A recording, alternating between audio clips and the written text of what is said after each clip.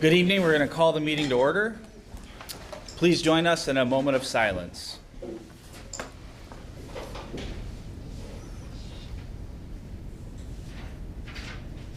Thank you. Now the Pledge of Allegiance.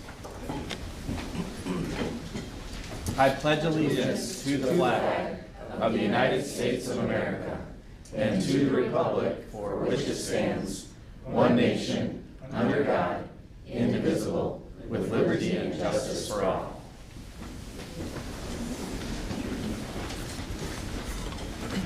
Okay, we have a draft agenda for tonight. Can I have a motion to approve? A motion. Christy, and a second? Support. Nick, support, thanks. All in favor, raise your hand, say aye. Aye. Thanks, everybody. First is recognition, our middle school students of the month.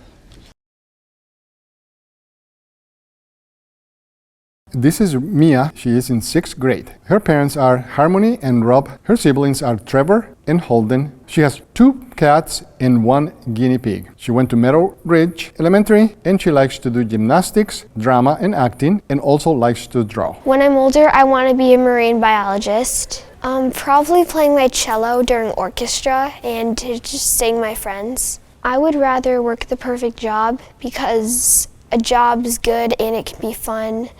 And you can get paid more. To be nominated for Student of the Month, it feels good because I work hard in school and I just feel like it's paid off. This is Chris. Chris is in 6th grade. Chris's parents are Eric and Nicole. He has 2 siblings, Ethan and Evan, and 1 dog named Mac. Chris went to Cannonsburg Elementary. He participates in student council, does track and cross country. What I want to be when I grow up is an aviator. That's always been my dream job. My favorite thing about school is playing my violin for orchestra and hanging out with friends. I would rather work the perfect job because winning a lottery may get you a lot of money fast, but working a perfect job gives you an opportunity to get better and grow at different things. I'm very honored to get this position, and also it makes me feel good to know that teachers see me as a leader. This is Shandy. Shandy is in 7th grade. Her parents are Teresa and Shannon. She has no siblings, but she had 4 pets, 3 cows and 1 cat. She went to Lakes Elementary and she loves art and drama club. I would probably want to continue with my family business. My favorite thing about school is I love it so much I can look forward to it every day. And I just love all of my classes. So my dad, because he has some experience with wilderness stuff, so I'd probably want to be with him. It feels really good because you're being acknowledged for doing a great job and giving effort. This is Jace. Jace's parents are Mike and Maria. He has 2 siblings, Jax and Kyler, and he also has 2 cats. Jace went to Belmont Elementary. He likes to play basketball, play video games, and watch TV. When I grow up, I either want to be a D1 basketball college player or NBA player. My favorite thing about school is probably being able to hang out with friends and just learn things and just get better academically. I would probably say my mom, just because she has all the survival skills, and with everything I do, she'll probably help me through it all. It feels really good. It pushes me to be a better person, and also pushes me to help other people be the best version of themselves. This is Molly. Molly's parents are Brett and Carrie. She also has 2 siblings, Lily and Audrey. And she has 2 pets, Andy and Ollie. Both are dogs. Molly went to Cannonsburg Elementary. She loves theater and orchestra. I would like to be either an elementary school teacher or a lawyer. All the amazing teachers that help me understand the work that we're doing. With $1 million, I'd pay off my parents' debts. I feel very honored to be nominated as Student of the Month, and that teachers are recognizing my highest achievements when I could be at my low. This is Nathan. Nathan's parents are Megan and Matt. He has 1 sister, Caroline, and 2 pet dogs. Nathan went to Meadow Ridge Elementary. He is a member of the school band. He plays clarinet. He is also a member of St. Cecilia Philharmonic Orchestra. He takes clarinet lessons with a private instructor and is a member of .1 team, which is a local Frisch Robotics. When I grow up, I would like a job in medical research or some other field that uses STEM. My favorite thing about school is band class and when I got to participate in peer-to-peer links, and I plan on doing both of those in high school. If I had $1 million, I would invest some of it and donate a chunk to the Detroit Lions Foundation because they support many schools around Michigan. It feels very good to be nominated as Student of the Month because it feels good knowing that my school recognizes my achievements. Harper is a 6th grade student on our Bar and Bates team. Parents are Lindsay and Rick. Harper has one sibling named Emerson, as well as 2 dogs named Gracie and Poppy. Harper attended Valley View Elementary School and is active in volleyball and plays violin in the orchestra. I would want to be probably like an interior designer because I like designing things. My favorite thing about school is probably my friends and getting to like talk and meet new people. Probably win the lottery just because like could buy a lot of things. It feels good because like feels like rewarding to me for my actions. Tony is a 6th grade student on our Bar and Bates team. Parents are Stephanie and Michael. Tony has one sibling named Anna, as well as a dog named Rocky and a cat named Juliet. Tony attended Belmont Elementary School and is active in football and plays trombone in the band. When I grow up, I'd like to be an NFL sports announcer. My favorite thing about school is being able to work with other people, like classmates and friends. I'd rather win the lottery because I could buy a lot of stuff and it'd be really exciting. It feels like an honor and responsibility for me to be selected Student of the Month. Kara is a 7th grade student. Parents are Tracy and Caleb. Kara has one sibling named Jonah, as well as 2 dogs named Griffin and Gordy. Kara attended Valley View Elementary School and is active in rowing and plays French horn in the band. When I grow up, I want to be a PA at the Children's Hospital.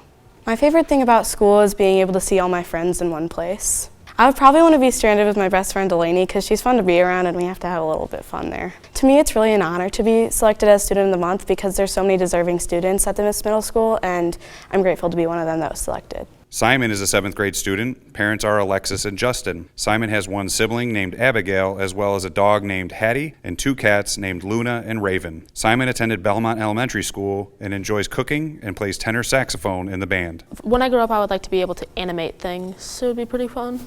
I like being able to see my friends and have fun classes. I would like to be stranded with my dad because he knows what to do and stuff. It's nice to know that lots of things and actions are remembered and honored for this. Kira is an 8th grade student. Parents are Mary Kay and Kevin. Kira has 2 siblings named Aiden and Gavin, as well as 2 dogs named Elsa and Chomper, and 2 cats named Stormy and Spotty. Kira attended Roguewood Elementary School and is active in cross country and track and field. When I grow up, I want to be an occupational therapist or a psychologist. My favorite thing about school is being around my friends and getting to spend time with them. If I had $1 million, I would put a good amount of it into savings and the rest I would donate to nonprofit foundations. To be selected as Student of the Month means that my teachers and other staff in this building recognize how much hard work and time I put into my sports and my school. Kyle is an 8th grade student. Parents are Erica and Michael. Kyle has one sibling named Emily, as well as a dog named Charlie. Kyle attended Valley View Elementary School and is active in bowling club and plays cello in the orchestra. Currently undecided, but I'm mostly into like astronomy, space kind of stuff, so some areas around that in the future. The orchestra, the after-school clubs I get to do with my friends and socializing. I would spend about half of it maybe on a jet ski, and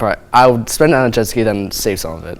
My grades or my exceptional effort is noticed and not just go above everybody's heads, and I'm recognized for it.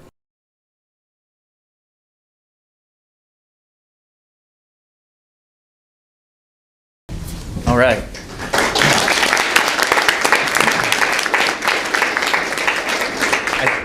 I think we have some students with us tonight. If you don't mind standing for a quick second.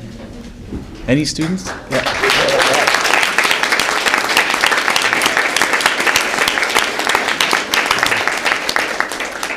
Congratulations again, and thanks for coming tonight. We appreciate it. All right, next item under recognition, Beyond the Rock Award. Dr. Matthews. Thank you. I would like to have Chris DeYoung come to the podium and kind of give some background here with a couple of students that were instrumental in winning this award. Yeah, well, thanks for having us tonight. These are my two students doing the incredible work. This is Will McCanna, Emily Pittman, and they recently won a national award. And so Jason and I have the luxury of working with awesome students every day. And it's not every day that they get recognized for an award. They had won a state Emmy, and we had some other students that did, but this is the first national Emmy we've ever won in the program. So they took about 2,000 entries from the states all across the West, submitted them, and then we just got an email that said, hey, you were nominated for a national Emmy. We watched the live stream of the award ceremony, so we got to actually watch it happen, which was kind of cool, and they announced it, and I have a little video clip of them all cheering in class. I zoom in quickly on Will's face, like, yay! So, pretty neat thing that they got to do, but honestly, truly, and you'll see the story, the most important part is what we got to be involved in. So they got to work with the Meyer family, who's joining us tonight, talk about the incredible journey that Ani has had in the Ani's Army story, and that, that's what it's all about. So they got the award, it was recognized, but really the most important thing was just this incredible family, and I didn't know the family very well personally, but seeing the story through them, and that was a really neat thing. They could show not only the community, but others. You watch the story, you understand what the kind of the challenges the families had to face. You also see the courage and the bravery and the love that family has. And the foundation has done a lot. And so it's getting the word out there on the foundation as well, which is a really neat thing. So it checks all the boxes, just such an important message to get out there. So we try to teach them in Beyond the Rock. You have this set of skills. Use your skills to give back to others and help others and support others. And that's exactly what they did. And you are looking at two all-stars up here. So the reason they got the national Emmy is because they're really good at what they do. In fact, this week I get to judge some college Emmys. So I get to judge, and Mr. Spring gets to judge some college level things. And we'll sometimes watch some of the college level things, and some of the high school student stuff is better. And they put in the time, the effort, and they put in countless hours. So it's been a pretty neat thing. So we have the video that you're going to be able to watch, but I was going to let Will just really quick say something real, just about being able to do this project. So, Will.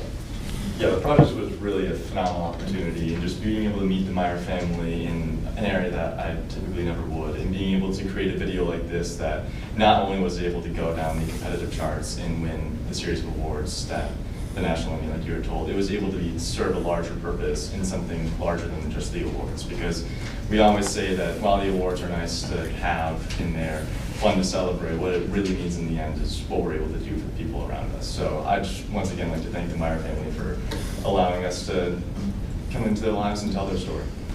That's awesome. Well said. While this house may look quiet from the outside, on the inside, the Meyer family has a difficult story to tell. Annika as a person is generous with her time and her energy. She's super sweet. She has a big heart. She always gave it 110%. Annika Meyer, daughter of Mark and Lynn Meyer, is currently a 7th grader at East Rockford Middle School. She's the youngest of 3 children, with older brothers Cam and Bodie Meyer. It was June 30th of 2021. That was the day the Meyers received the worst news of their lives. Their daughter had a condition which would change their family forever. She was diagnosed with a brain tumor called medulloblastoma. According to St. Jude, about 500 cases of pediatric medulloblastoma are diagnosed in the U.S. each year, mostly in boys between 5 and 9 years old. It was pushing on the back of her skull, causing immense pressure on her brain. Medulloblastoma is a malignant brain tumor that formed on the base of Annika's brainstem, which spread around her brain and down her spine. It was just really hard. You know, a dad is put on this earth to protect and take care of their children, and there's nothing that I could do. At the time of her diagnosis, Annika was 12 years old, which made her condition unusual and difficult to spot. Well, we knew something was wrong. We just couldn't figure it out for a while. She potentially could be the only 12-year-old girl in the United States all of last year to be diagnosed with this. Because of the rarity of Annika's condition, an MRI was not issued for many months. Unfortunately, by the time the tumor was caught, it had been growing for a while, so it was on the larger side. It was just bigger than a golf ball. Immediate medical attention was required, and doctors placed a drain in Annika's skull to relieve the pressure. Once that drain went in and started to work, she was feeling amazing. She actually kind of felt like the old Annika. Luckily, the surgery Annika had was very effective. However, the experience was jarring for everyone involved. 2 seconds before you find out that your child has cancer, your life is normal. You know, your life changes 180 degrees in the flash of a split second. Unfortunately, Following her surgery, Annika developed another rare condition that had heartbreaking complications. She stopped talking altogether, and that was the first sign of something called posterior fossa syndrome. Posterior fossa syndrome severely hinders a patient's basic motor functions. Basically, anything that could be lost as part of this diagnosis was lost at that point. 1, 2. Living with posterior fossa syndrome is not only difficult for Annika, but for her family as well. It's really scary because you don't really know what's going to happen next. It's bigger than you ever anticipated it could be. Your life gets flipped upside down. Nothing is the same. And it's been very difficult when you see somebody that you care about have everything taken away from them. After being in the hospital for many months, Annika is finally back home. I'm cold. The radiation and the chemotherapy did exactly what they were supposed to do. She's cancer-free, so there's a little bit of relief. But her fight is not over yet. I got this. Because of the support the Meyers have received, they were able to create a foundation to assist families just like their own. During Annika's initial diagnosis, we were blessed to have some very generous people ask what they could do. You know, maybe they bring food, or maybe they send money, or maybe they send stuffed animals. Or maybe they bring carved pumpkins to show their support. And it's all beautiful and glorious and generous. Fortunately, we were able to take all of those donations, save them until we could figure out what to do and how to help others, and created the foundation for that. Annie's Army is a nonprofit cancer research organization focused on curing pediatric brain cancer. It was really important to us to say, what can we do as just a family from Rockford, Michigan? What can we do to really try to help find researchers, physicians, oncologists, So they can research more about medulloblastoma brain tumors. If you want to support the Meyer family's fight, go to www.anniesarmy.org to donate. Annika's battle is still ongoing, but she's ready to fight. Black and Mo, I got this. That's right, Annika. Knock him out. You got this! This has been Will McKenna with Beyond the Rock, signing off. So just thanks for having us here tonight, but we thank the Meyer family for having us in, letting us come into your home and invade. Annika, thanks for letting us break into your house a couple times and shoot some videos and stuff, but it was an honor because they're just an incredible family, and Annika is one incredible young lady, so thanks for letting us be a part of all of it.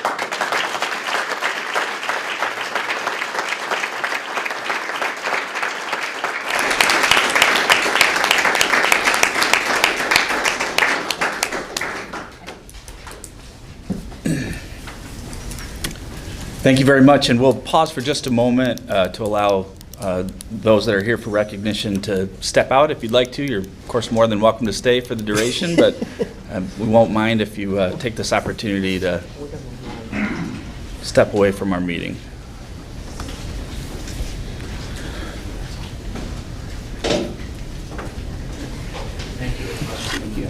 Thank you. You guys already know how we feel about the school districts.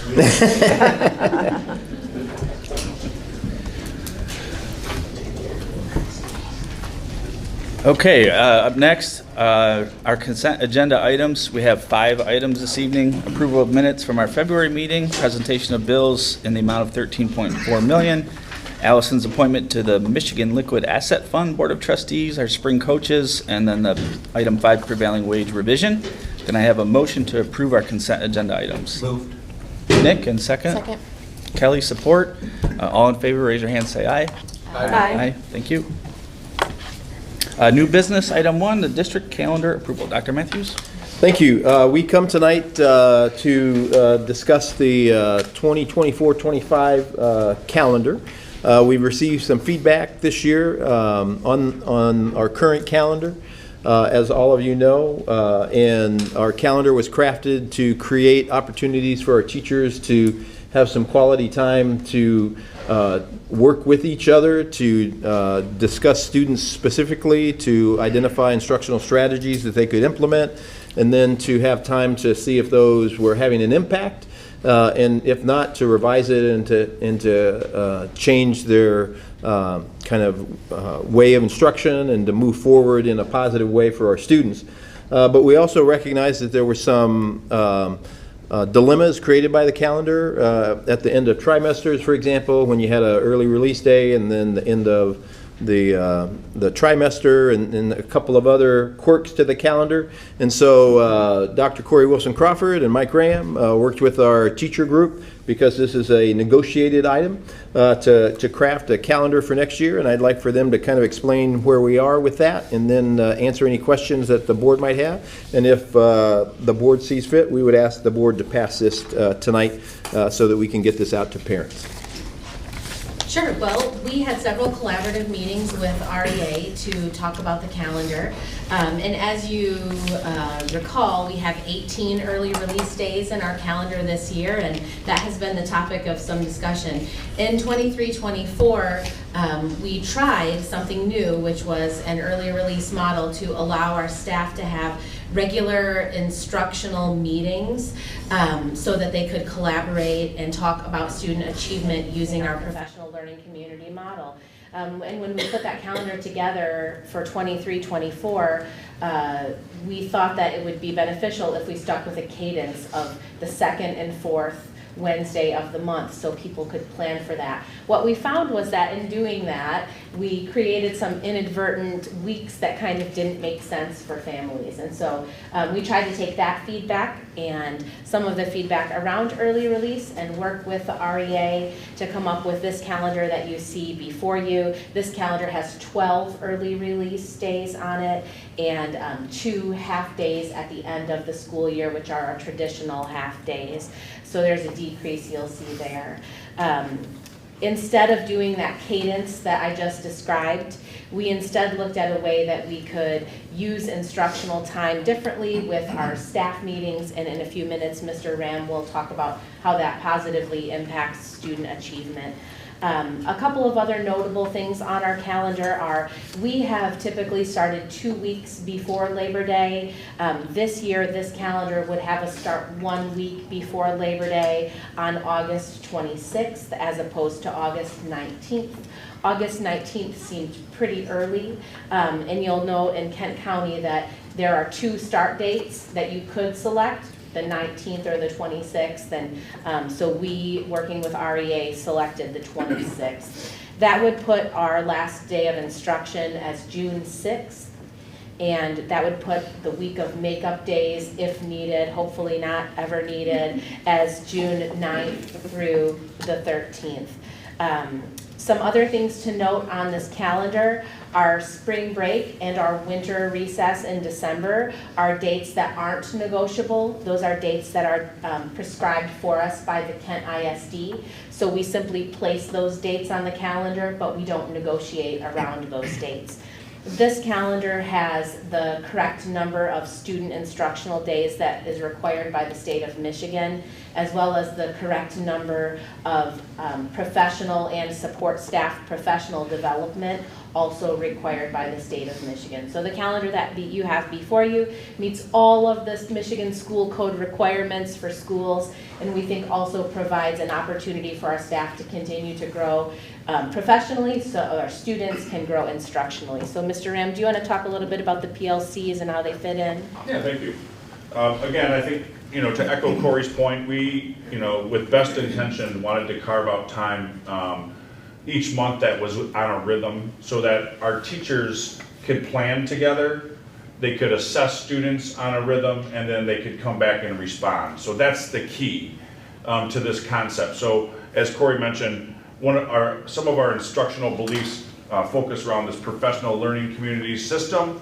And so the key tenet that we're trying to support with our calendar is that teachers work as teams, and those teams are aligned by grade level or subject specific, and those teams collaborate about what they're going to teach, how they're going to assess it, but most importantly, in a timely way, what they do when students learn or don't learn. So a different model would suggest that we would start the school year with a lot of professional development around new information, and teachers would teach, but they might not have the ability to collaborate together ensure that they are working to ensure that every student in every course or grade that's the same has a similar type of experience. But most importantly, we call it instructional agility, so we can respond. And so what we've tried to do with this calendar is be very mindful of the feedback that we receive, while still trying to listen to the ability to ensure that our teachers have that time where they can collaborate for a time during the day and then respond to student learning. We feel like, especially in year 2 of that, with our system being a real tight around that kids' learning benefits, frankly. And the reason that it benefits is because we can, again, understand what they've learned and respond in a timely way, as opposed to perhaps not having the opportunity within the day to consider how they can collectively do that. So we would come tonight to ask the board to approve this calendar, and if you do, we will get this calendar out to our families so that they can plan for next year. We really do believe that this is a beneficial calendar for student learning, and it really has the payoff. When I go visit buildings each month is to ask the principals, are those early release days being used in a meaningful way for your teachers? And they say the meaning is really seen in the impact that it has on students during the day. And so we believe this is a calendar that prioritizes student learning and gives us the best opportunity to have classrooms that will meet the needs of every student within the classroom. And so we would ask the board to approve this tonight, and we would move forward with communicating it to our families. Thank you. Motion to approve the district calendar? Motion. I got Christy, support. Jake, support. Any questions or discussion? Yeah, I have concern, question.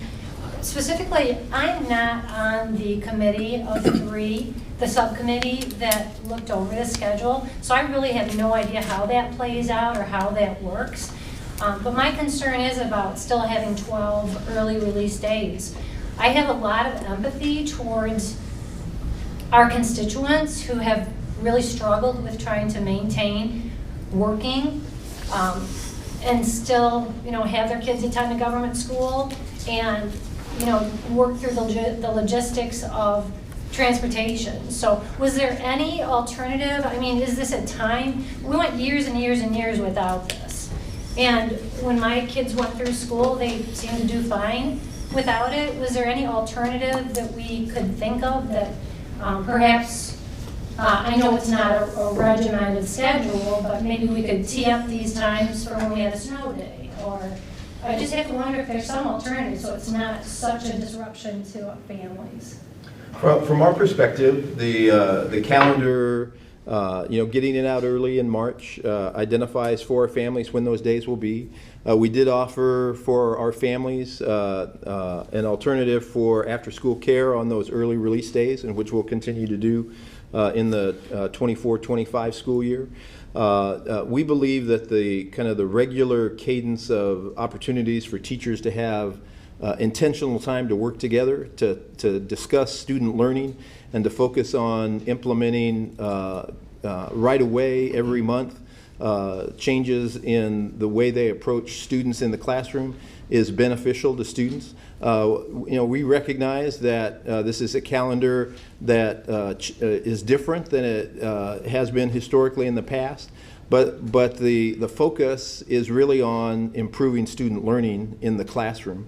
And this kind of a calendar really creates that opportunity. We've participated in a whole variety of different professional development opportunities surrounding this idea of giving teachers time to impact student learning, and all of them suggest that regular teacher time is one of the most important factors in improving student learning over the course of a year.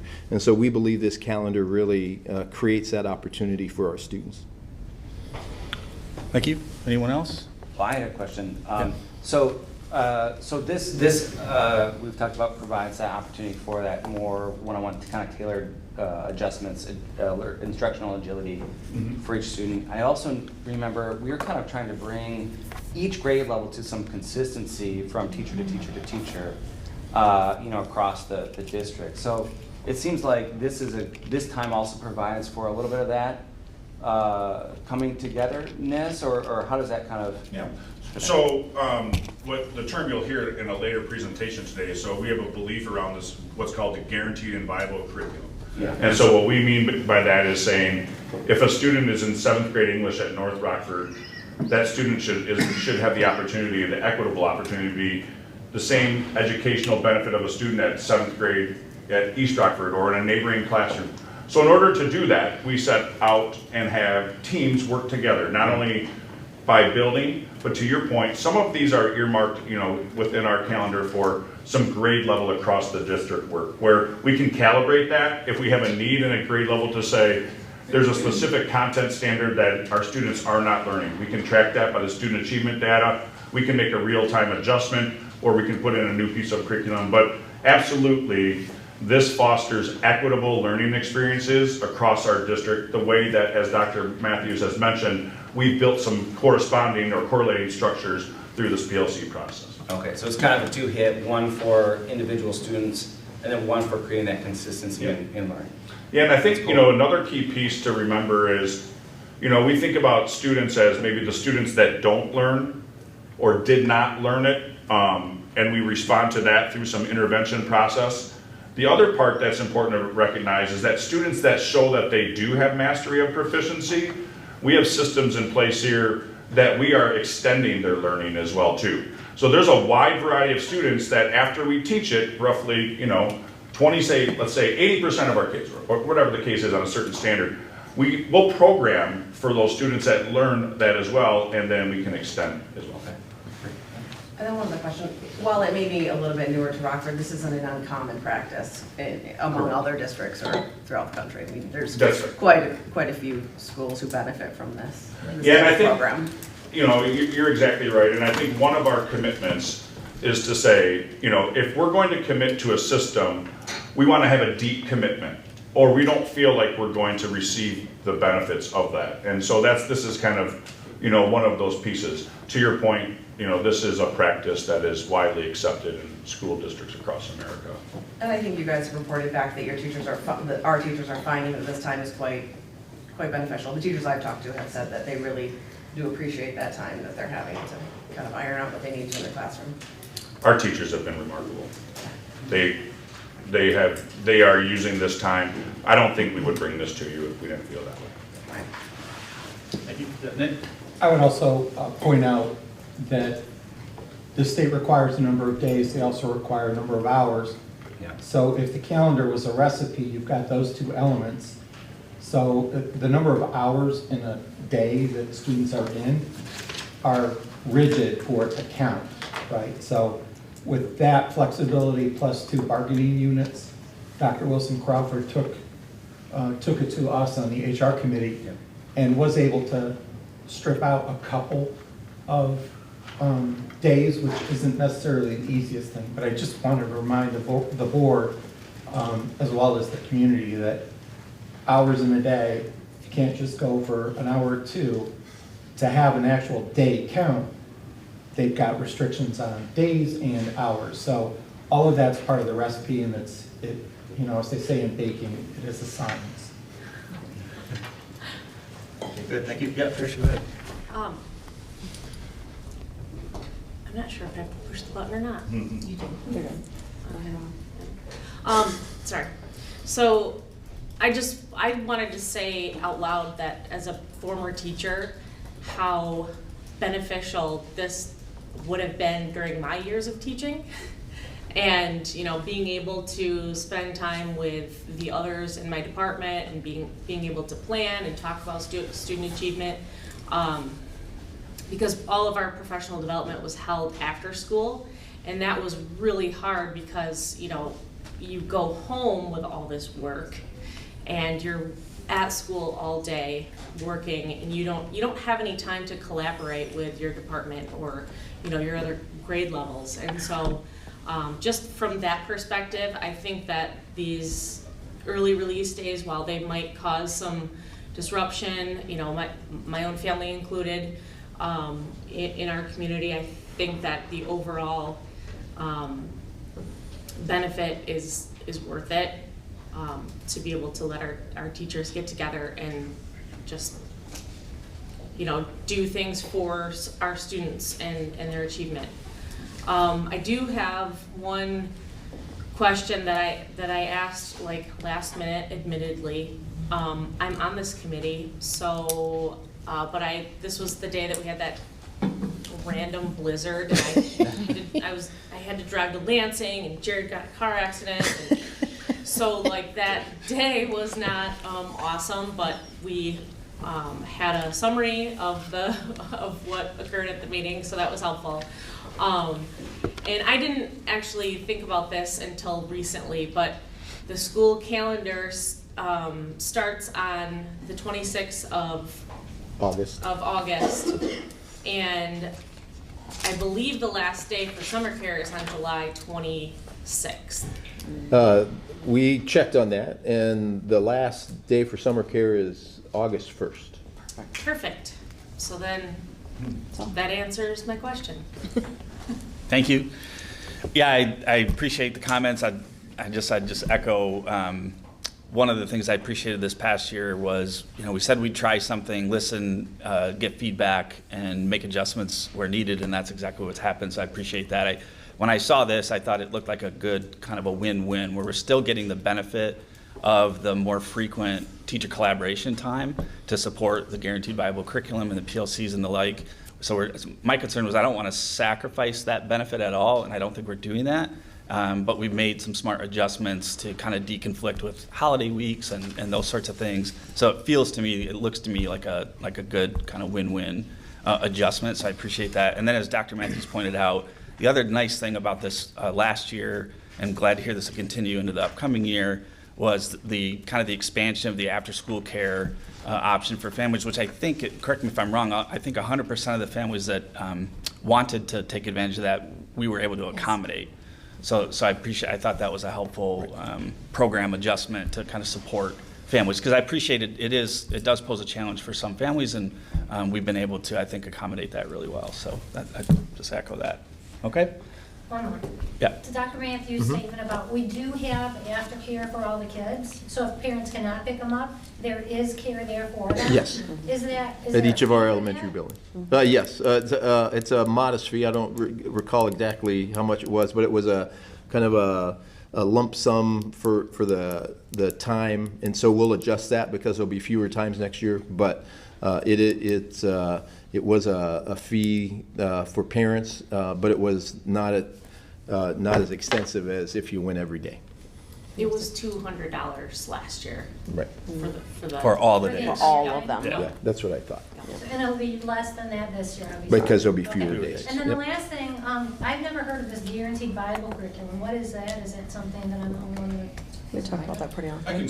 I can speak to that and certainly provide some documentation in the future as well too, if there's some, wanting to have some more. But what that says is that in Rockford Public Schools, every student will learn from the same content expectations as by the state of Michigan and our common resource. So if Allison and I teach the same subject, we teach the same content standards in the same order using the same resource.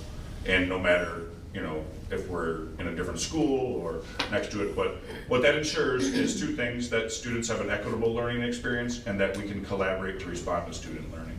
So where does the term Bible come in here? How much you can actually teach. So is it viable to be able to teach 100 content standards? And what we do, not to get too much into the weeds, what we do is prioritize specific standards at specific times, and we assess and on those specific standards instead of ones that maybe not are as foundational. I guess I don't see the correlation between the word Bible and what you just said. No, it's viable meaning the entire viable. year. Oh, viable. Viable. Yeah. Oh my gosh. That's okay. I'm so sorry. That's all right. Yeah, so it's a best effort. It's taken a while for us to build, and again, anybody, I'd be happy to share any information with anybody else about that concept. All right, I'm good. Okay, good discussion. All in favor, and so the motion is to approve the district calendar. All in favor, raise your hand and say aye. Aye. Okay, that's everyone. Thank you. On to number 2, our schools of choice resolution. Dr. So we have 3 resolutions that will require a roll call vote tonight, and I'll try to make sure I say this correctly.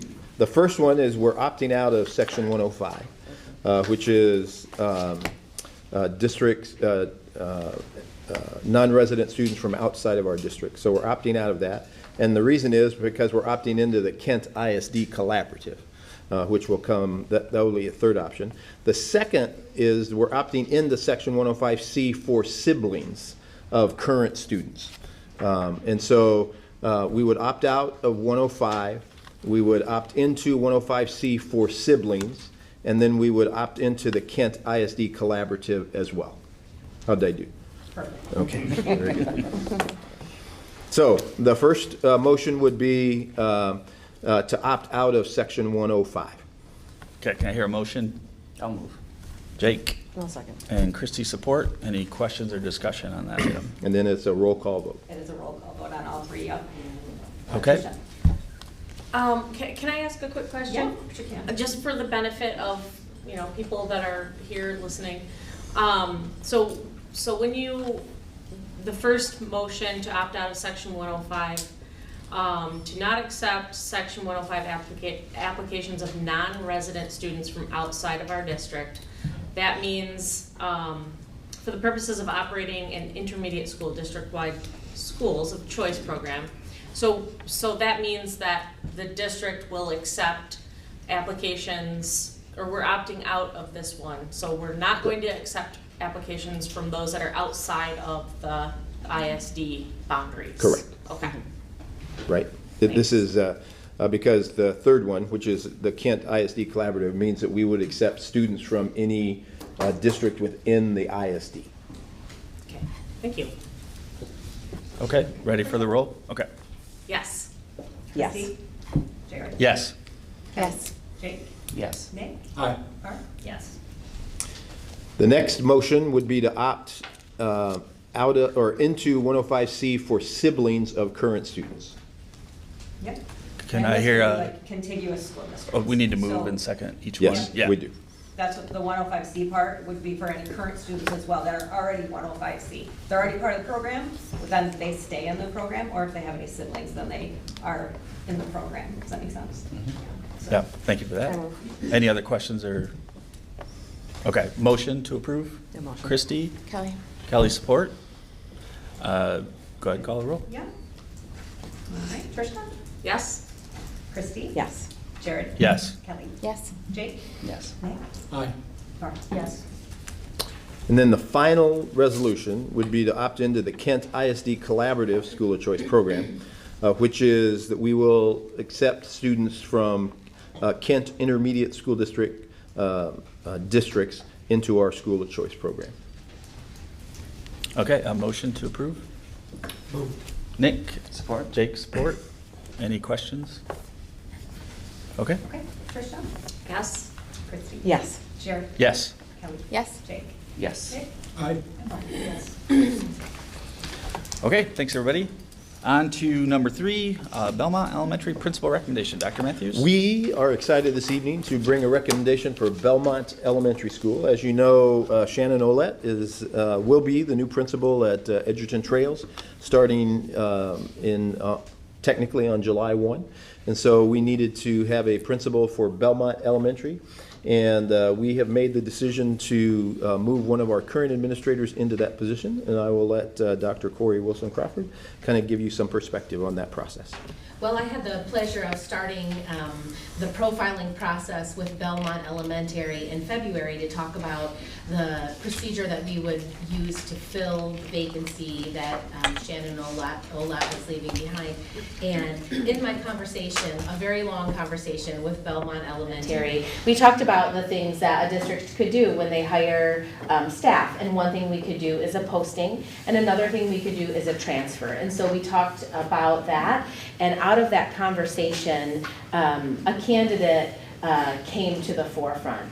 And so I took that information back to Cabinet, and we ran an interview process with that candidate that rose out of that conversation. And that candidate is of course, Rachel DeKuyper, who's here with us in the audience this evening. It's with great excitement that we bring Rachel DeKuyper's name forth as our recommendation for the next principal of Belmont Elementary School. As you can see in the memo, Rachel DeKuyper's the real deal. And I think most people who've worked with her know that about her. And so through our conversations and through our interview at the cabinet, it's really clear that she will do a wonderful job at Belmont. Everything she does here in our district is really for kids, you know, and she's a champion. So it's really exciting to bring her name forth to you guys. But I'm happy to answer any questions you have as well, because I know it's a little bit of a non-traditional process. So. Thank you. Motion to approve. Yep. Kelly? I second. I got Barb on second. Any questions or discussion? I just want to point out that, you know, my opinion's always been it's your administration. We've hired some from within, and we only ask that you don't post something when we know we're going to do within. We had excellent candidates the last 2 times from internal. I'm super excited about this appointment as I was the last. And I would just remind folks, the last time, a couple of years ago, where we had a little administrative openings, we went outside. So I love the mix. I just want to point out that, you know, this meets my expectation of you got great people, you want to do somebody internal, go for it. It's I appreciate that we're not just posting to post. Thank you. Go ahead. Just wanted to comment, regardless if it's the book bus or Hoops for Haiti, Rachel's leadership across the district's been remarkable, and I'm excited to see this. Yeah, I would echo that for sure. I've known Rachel for a long time as a teacher. My children had her, but also as an administrator. We're very lucky to have a candidate like her take over one of our elementary schools, and she'll do a very wonderful job for the district. All right. She better. Oh. Yes. Camille? I can speak for the students to say she really is all about the kids, just when I said that. That's it. Perfect. Thank you. All right. All in favor, please raise your hand and say aye. Aye. So we would invite Ms. DeKuyper up to the podium if she'd like to say a few words, introduce some guests that she might have this evening. Thank you. You said I had 10 minutes. And that when you came in, I do have so many people in this room to thank for this opportunity, and I don't take the responsibility lightly. I'm really excited to be here, and I don't think I would have ended up here without so many of you, my family, my previous bosses that didn't like me to call them bosses, my colleagues. Matt Zoka had to work with me. I've taught many of your kids, and it's been a privilege. I love living here. I love being a teacher here. I love sending my kids to school here, and now I wish that Shannon wasn't quite so good at what she did at Belmont, because those are some pretty big shoes to fill. But I'm also really excited to transition into that role with her beside me and many of you beside me as well. So thank you so much for the opportunity. I can't wait for this next chapter, and Camille, I love my high school friends, so thank you for that as well. So I told Mr. Hosford I know all the secrets of the high school, and I'm going to be looking for ways for our high school students to partner with our elementary students more in the future. So you're not rid of me yet at the high school level, so thank you so much. Any questions for me? I was going to withhold my vote until you answered You this made question. me nervous. I'm not gonna lie. Like I started to sweat. I was getting nervous. So Are you going to the game in Cadillac? I'm not tonight, but I will be there Wednesday. They're expected Well, to it's win a good thing tonight. we took the vote already. Thank you guys so much. Thank you.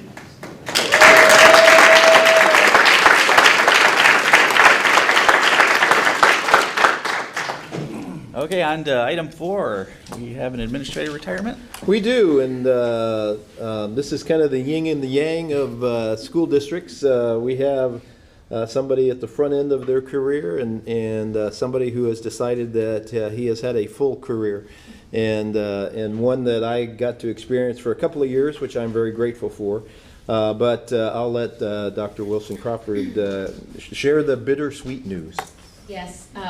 Last week I was contacted by my colleague Larry Waters from Parkside Elementary, who is here with us this evening, and we talked about what he plans to do next year, and that is not come back in the capacity of a principal at Rockford Public Schools, but he's been with us for a very long time and just done amazing things here with students and staff. And I had talked to Larry about whether or not he wanted to put a letter in the board packet, or if we just wanted to have a verbal acceptance of his retirement with regret, and if Larry would like to address the board, and Larry's chosen to address the board, so he would like to have an opportunity to kind of share his piece. But on behalf of the district, of course, this retirement comes with a great deal of regret because of everything that Larry has done for kids for years and years and years, over 30 years of public school service. You know, Larry raised his family here, and I think he's going to share a little bit more of, you know, how important that has been to him. So Larry, would you like to come up? Thank you, Corey. Thank you. Dr. Matthews. My family's in the back. Because you got us all. For 36 years.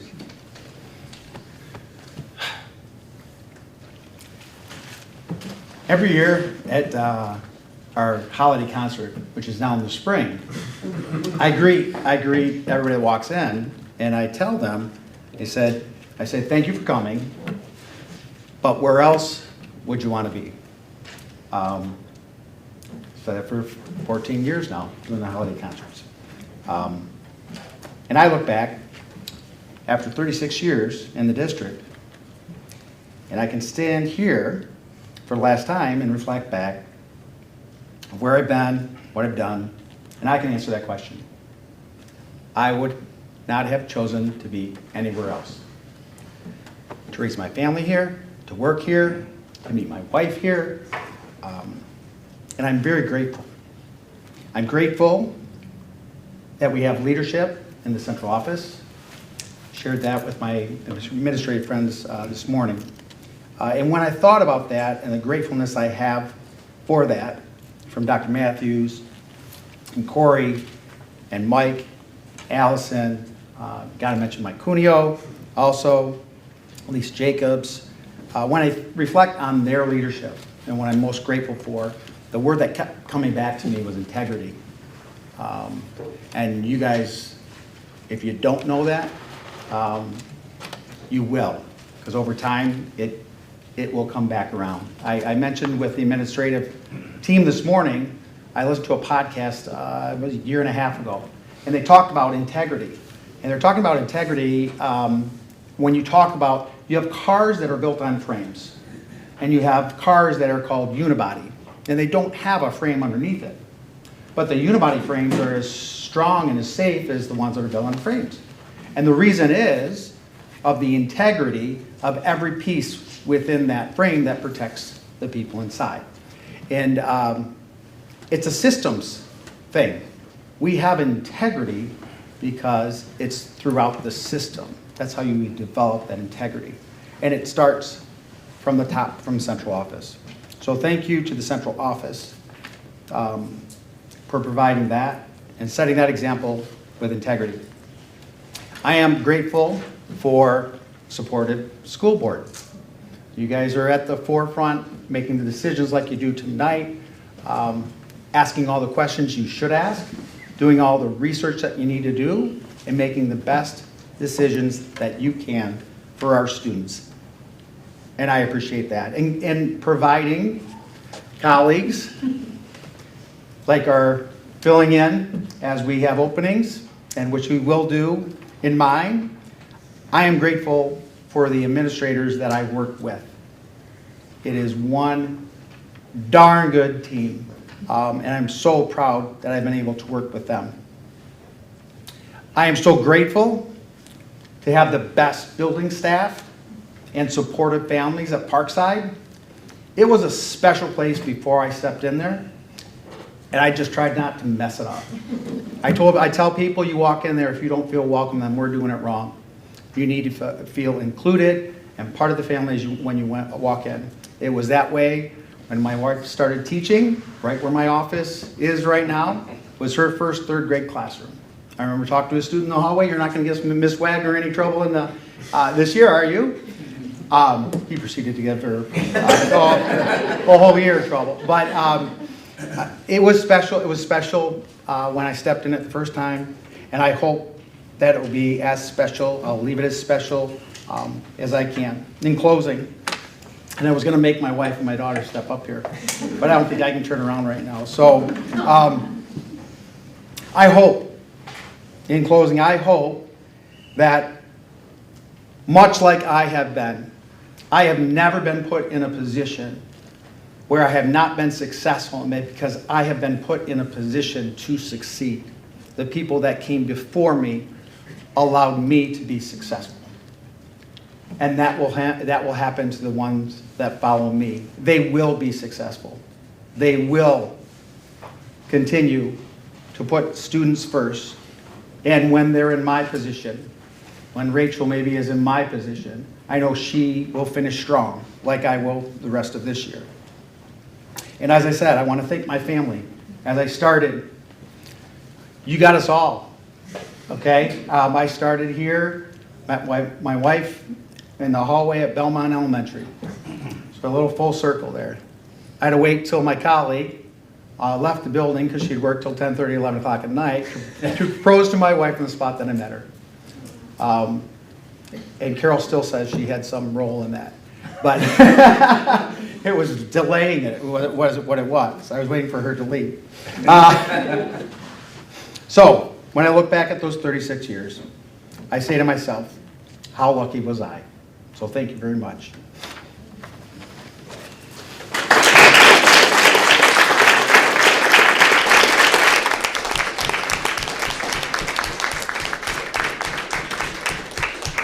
So we bring this to the board to accept reluctantly, recognizing that ultimately Mr. Waters is going to retire, whether the board approves this or not.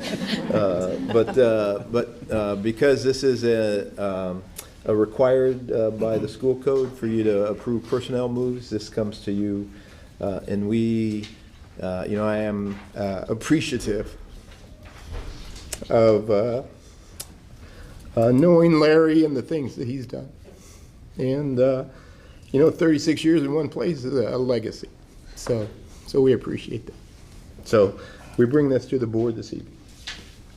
Thank you, Dr. Matthews. Can I say one thing? Yeah, real quick? please. So I just want to say thank you because I was a Parkside kid, and then I met the Waterses through that and through middle school. And somewhere along the line, I feel like I got older than them. I don't know how they stopped aging, but and then so I was a graduate of Parkside. We moved away. We came back, and we chose Parkside because of Mr. Waters. And so I just want to say thank you. There's not a kid in my family that they haven't impacted in a powerful way. So thank you. Thanks, Jake. All right, ready for a motion? Motion. Christy moves. Support? I'll support. Jake? Reluctantly, all in favor of approving Mr. Waters' retirement. Raise your hand, say aye. Aye. Aye. Thank you very much. Thank you, Ray. All right, we're going to move on to some furniture. So we come this evening, as you recall, back in 2019, the community approved a bond, and part of that bond was to modernize the furniture that we had in our classrooms to hopefully create learning environments where our students could learn better. And so the district, under the leadership of Mike Graham and Corey Wilson Crawford, have really focused on creating a vision for what the furniture in our classrooms looks like. And so tonight we continue that process and bring to you a recommendation for a whole slew of furniture. And the total is just over $4 million, and this was approved as part of the 2019 bond, and so we're implementing that vision that you had back then in 2019. And so I don't know if Mr. Ram or Corey Wilson Crawford want I'll to talk. start this one, and Corey can chip in. And that was really good content. I appreciate the filibuster after the emotion there a little bit. So I think we all needed that, so that was good. Thank you. That's leadership. You covered a lot of it, and previously at a board meeting, I brought some additional furniture pieces to you and kind of laid out the scope. Corey and I worked on the timeline here. that's included in the packet. The reality is that we are thinking about two different chunks. We're thinking about teacher stations across the district. And Bob Stull and his team have brought some of that information to you that goes along with the instructional technology. Our plan is that every teacher in the district has a new teacher station, every room has new instructional technology before the beginning of next year. So that will begin at Cannonsburg over spring break, along with their student furniture. And then, as you recall, previous orders for student furniture, including the orders that are included in today's packet, will happen this summer.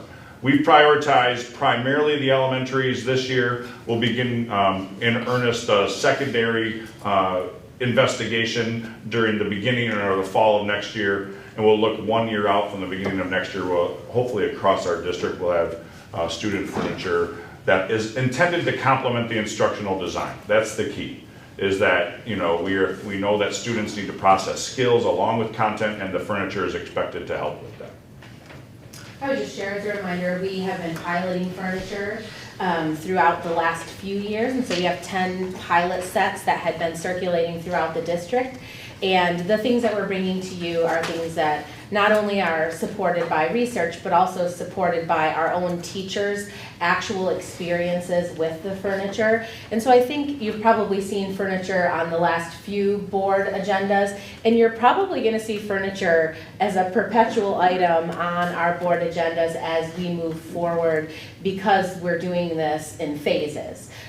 So we're taking the feedback of our current teachers that have the pilots, but also the teachers that have received furniture. So we have teachers at Belmont and Meadow Ridge that have the furniture, and we've made some iterative steps to make a few changes. And so as we move through this process, you'll see this continue to come to light. And then also, just on behalf of Mike and I, we've been working with a lot of people on this, but really important are our administrative team and our principals that are doing a lot of heavy lifting in their building with their staff, preparing them to receive this furniture so that it can support the changing face of instruction, right? So we're more collaborative, we're working on that guaranteed and viable curriculum. How can our classroom spaces support that? And most importantly, for all of our teachers this year, how can we give them the appropriate teacher station and technology tools to support the work? And so we're really excited about it. There's one note in the budget that you should be aware of. In the bond, we have had some specific monies related to our STEAM programming. So the furniture that is being ordered this year for STEAM, which will expand across all of our elementaries, so that expansion has gone extremely well, and we want to support it with the furniture. That has a separate account in the bond, and so that would not be out of the normal furniture. So again, that's kind of a bonus for us as well too. So we'll be outfitting all elementaries with a STEAM classroom as part of the STEAM initiative that was part of the 2019 interest of the voters of the bond. Thank you. Motion to approve the furniture purchase. Kelly moves, support. Tricia, support. Any other questions or discussion? For the record, I'll be abstaining, as I will for all of these furniture. My wife works for one of the vendors. While not directly compensated, she can, may, and has met with either our architect, our staff, or our construction agent. So just want to get it on record. And probably we'll be doing this based on the calendar for the next 7 or 8 months. Yeah, I appreciate the master calendar. It was super helpful to see it in that view, and I thought it was good emphasis on this is not just replacing old furniture. This is a lot more comprehensive and thoughtful than that from an instruction perspective. So I appreciate all that context. It's very helpful. Anyone else? Okay, all in favor, please raise your hand, say aye. Aye. Okay, thanks everybody. Next is curriculum resource recommendation. So tonight, Mr. Ram, through his office, will bring 2 curriculum resource adoption proposals to the board. As you are aware, we have a group of highly qualified teachers and administrators who kind of engage in a process when necessary, and Mr. Ram has kind of outlined a roadmap for updating our curriculum. Again, part of that guaranteed and viable curriculum, so that the resources and classrooms are all the same for students across the district, and that 7th grade at East is the same as 7th grade at North, and part of that is the resources that we use. The resource is not the curriculum. The curriculum is really the standards that the state of Michigan has identified for us that we're responsible for teaching, and so these support the standards that we have to teach. And so tonight we come with 2 recommendations. One is a social studies for middle school, and one is a 9th grade pre-advanced placement course at the Freshman Center. So, Mr. Ray.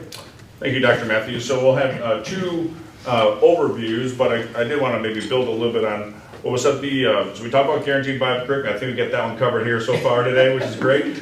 The other thing that we're really chasing down in our district is this appropriate amount of rigor as well. So we want to raise expectations for student learning so that students meet them. And so we're finding that out as well too. And then I think, you've seen us do our resource recommendations in the past. So what I want you to feel very confident in is our process. And our process is rooted in high levels of learning for students, but it's rooted in a resource that's going to fit the content standards and then our system and kind of, what are, the values here. So that's a really important part. It's a collaborative process. It's not one person. And it's a data tracking process as well too.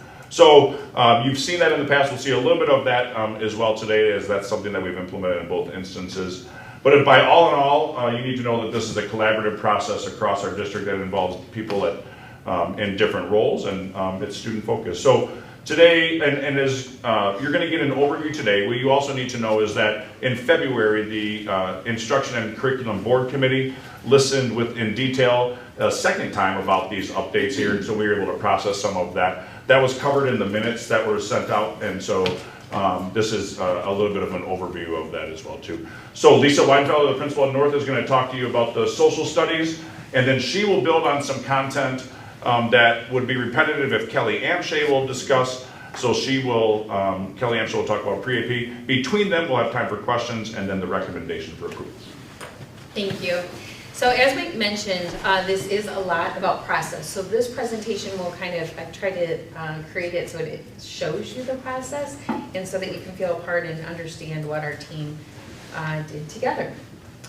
So the first thing that we do in any type of curriculum adoption or curriculum resource adoption is establish our North Star. So social studies is a little bit different. So we really want to be able to talk about the North Star because our North Star, and I know everybody can read, but just in case you can't see it back there, is we wanted to establish a middle school social studies guaranteed and viable curriculum that is aligned with the 2019 Michigan standards. And those are the latest Michigan state standards that are out there for social studies. That embeds inquiry, foundational skills such as questioning, sourcing, argumentation, communication, and action. And then also disciplinary literacy. So content for social studies is a little bit different in the aspect that you have content, but then you also have disciplinary literacy with that as well. So it's content and skill. So that's what's unique about this subject. So when Mike mentioned the collaborative process, I wanted to list all of the different teams that were involved. And it really started off with the entire social studies team, and then we broke it down. We had a curriculum review team, then we had a pilot team, and then obviously administration working throughout the entire process as well. So this process has been very extensive. It started February 21st of 2023, so it's been over a year that we've worked through this process. And it was the same curriculum process, although tweaked and enhanced, that we've used even from the very beginning with our math program and then also our ELA program. But as I had mentioned, we had to do things that were a little bit different because we needed to talk about the content and the skill. But we did mostly the same process as the others, like for example, having the curriculum audit and then going through having that curriculum review team, establishing all of those teams so that we could pilot, we could have everything based on data, we could collect that data, we could do observations, we could select curriculum resources and so on. So that's what I will show you now. So the very first thing that we did is that we talked about with the entire social studies department, what is currently working with social studies instruction, and then what is not working. What do we need to improve? And so this really was just to gather and to get feedback from our current social studies teachers in grades 6 through 8 for both East and North to be able to look at that information. From there, then we went to what do the standards say? So what do we have to teach from a national perspective, from our state perspective, and then also we looked local. And so one of the things that we look local, and what Mike had mentioned that I was going to talk about GVC, is because even in our RAMS 11 model, one of the things that we talk about is that we do want a guaranteed and viable curriculum. We don't want it to matter if you're going to East Rockford in 6th grade, or if you are at North Rockford, or even in 7th grade or 8th grade. It should not matter what teacher that you have. Everybody is teaching the same standards, and we want to make sure that our curriculum resources match that so our kids can have an equitable experience with that. Also, from the national perspective, one of the things that we look at is the college career in civics. So that's called the C3 framework. So that's a framework that talks about inquiry. So what are some of the things that we are doing to teach our students about inquiry? Like what questions are they asking? What are they doing as students, through our curriculum content? And what skills are they going to be able to gain that will help them as adults? And so, and then going back to the middle part, you will see those are our state standards. So from there, we took all that information and our social studies team created guiding principles.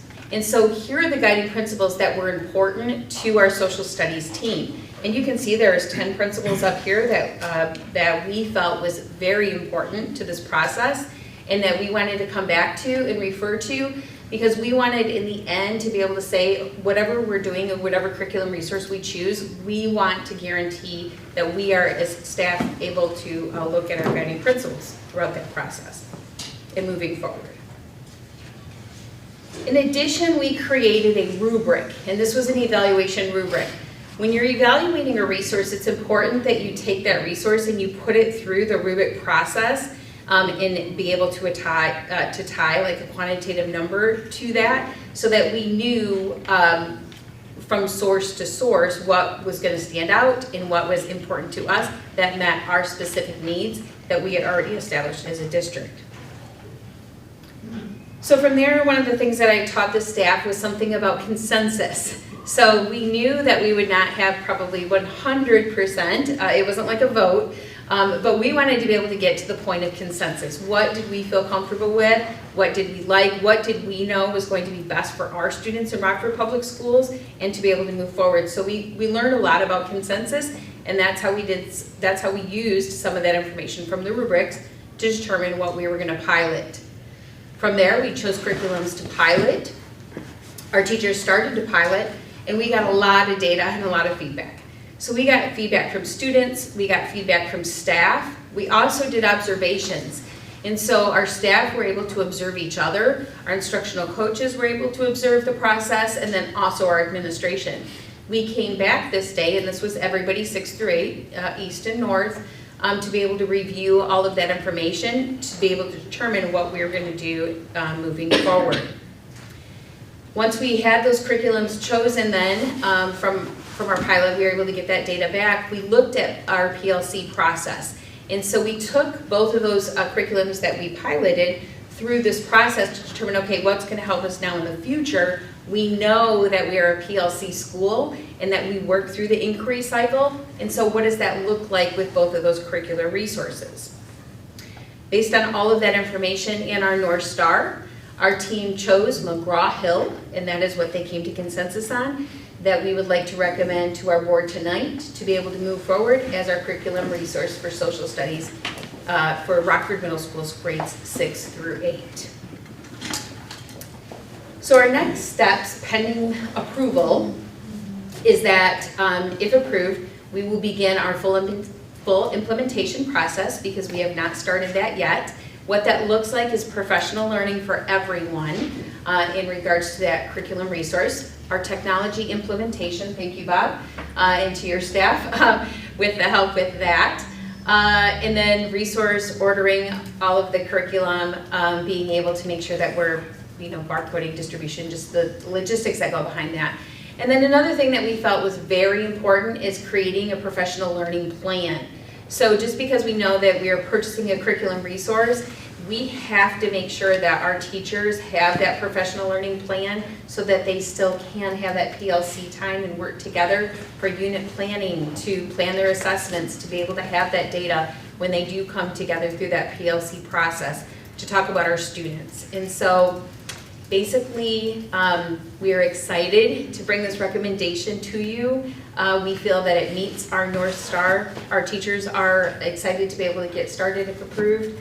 And we just think that and know that this will be beneficial for the students of Rockford Public Schools. So at this time, again, Lisa shared a little bit about process, a little bit about content specific to social studies. We would open it up for some questions. In the memo, you also noticed that there's a recommendation for some spending.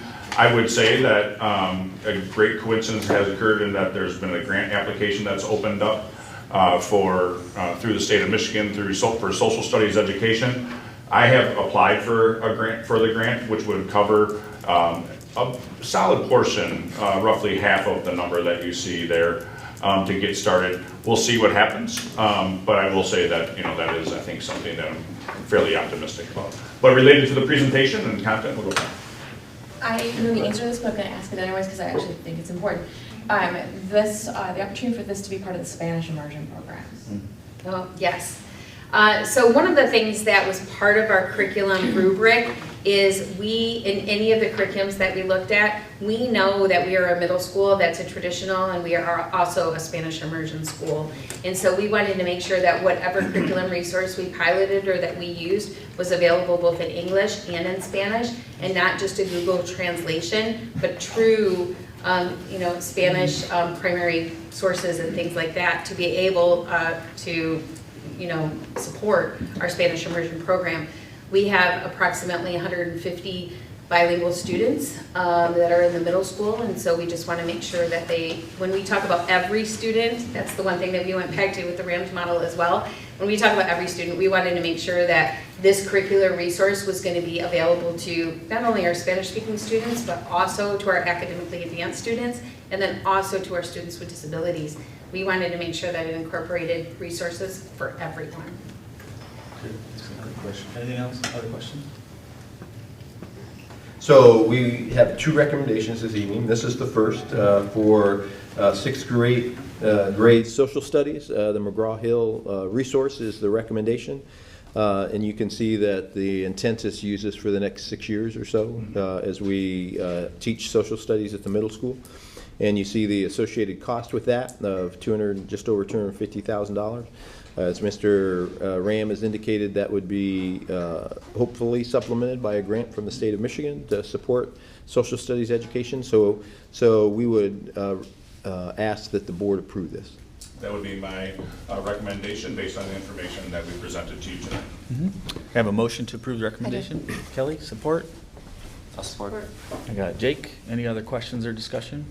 Yeah. I just remind the board, last month I posted to Dropbox the Michigan Merit Curriculum, which is what students are required to pass to graduate. This is perfect because you see the word standards and then you hear the word curriculum. The standards are what comprise, if we're teaching a class that has no standards, we're not a college, right? Where we're teaching something that doesn't actually mean anything to you. Here, all of our curriculum that we have does have standards that meet graduation requirements. At least as far as I'm aware, we have no completely fluff class. So just wanted to remind you, for your own understanding on how things are put together, and even the links to like the social studies standards that the state legislature puts together. Again, we don't control what standards have to be passed to graduate. Our legislature does that for us.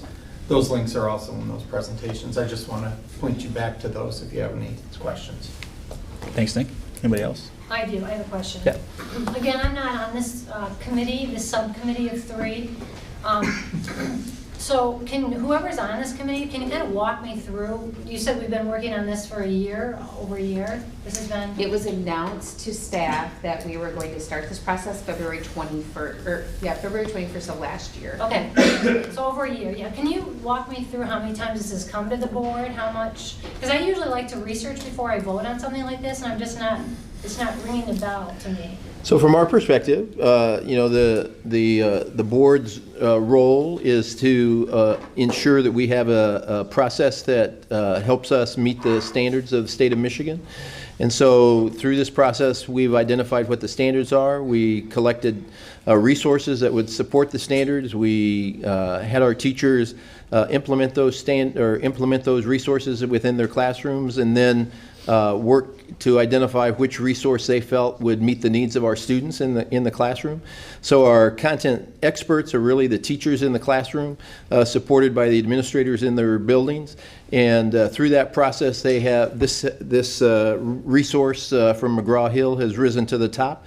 And so we bring that to the board as the collected wisdom of our social studies teachers and administrators in meeting the needs of our students.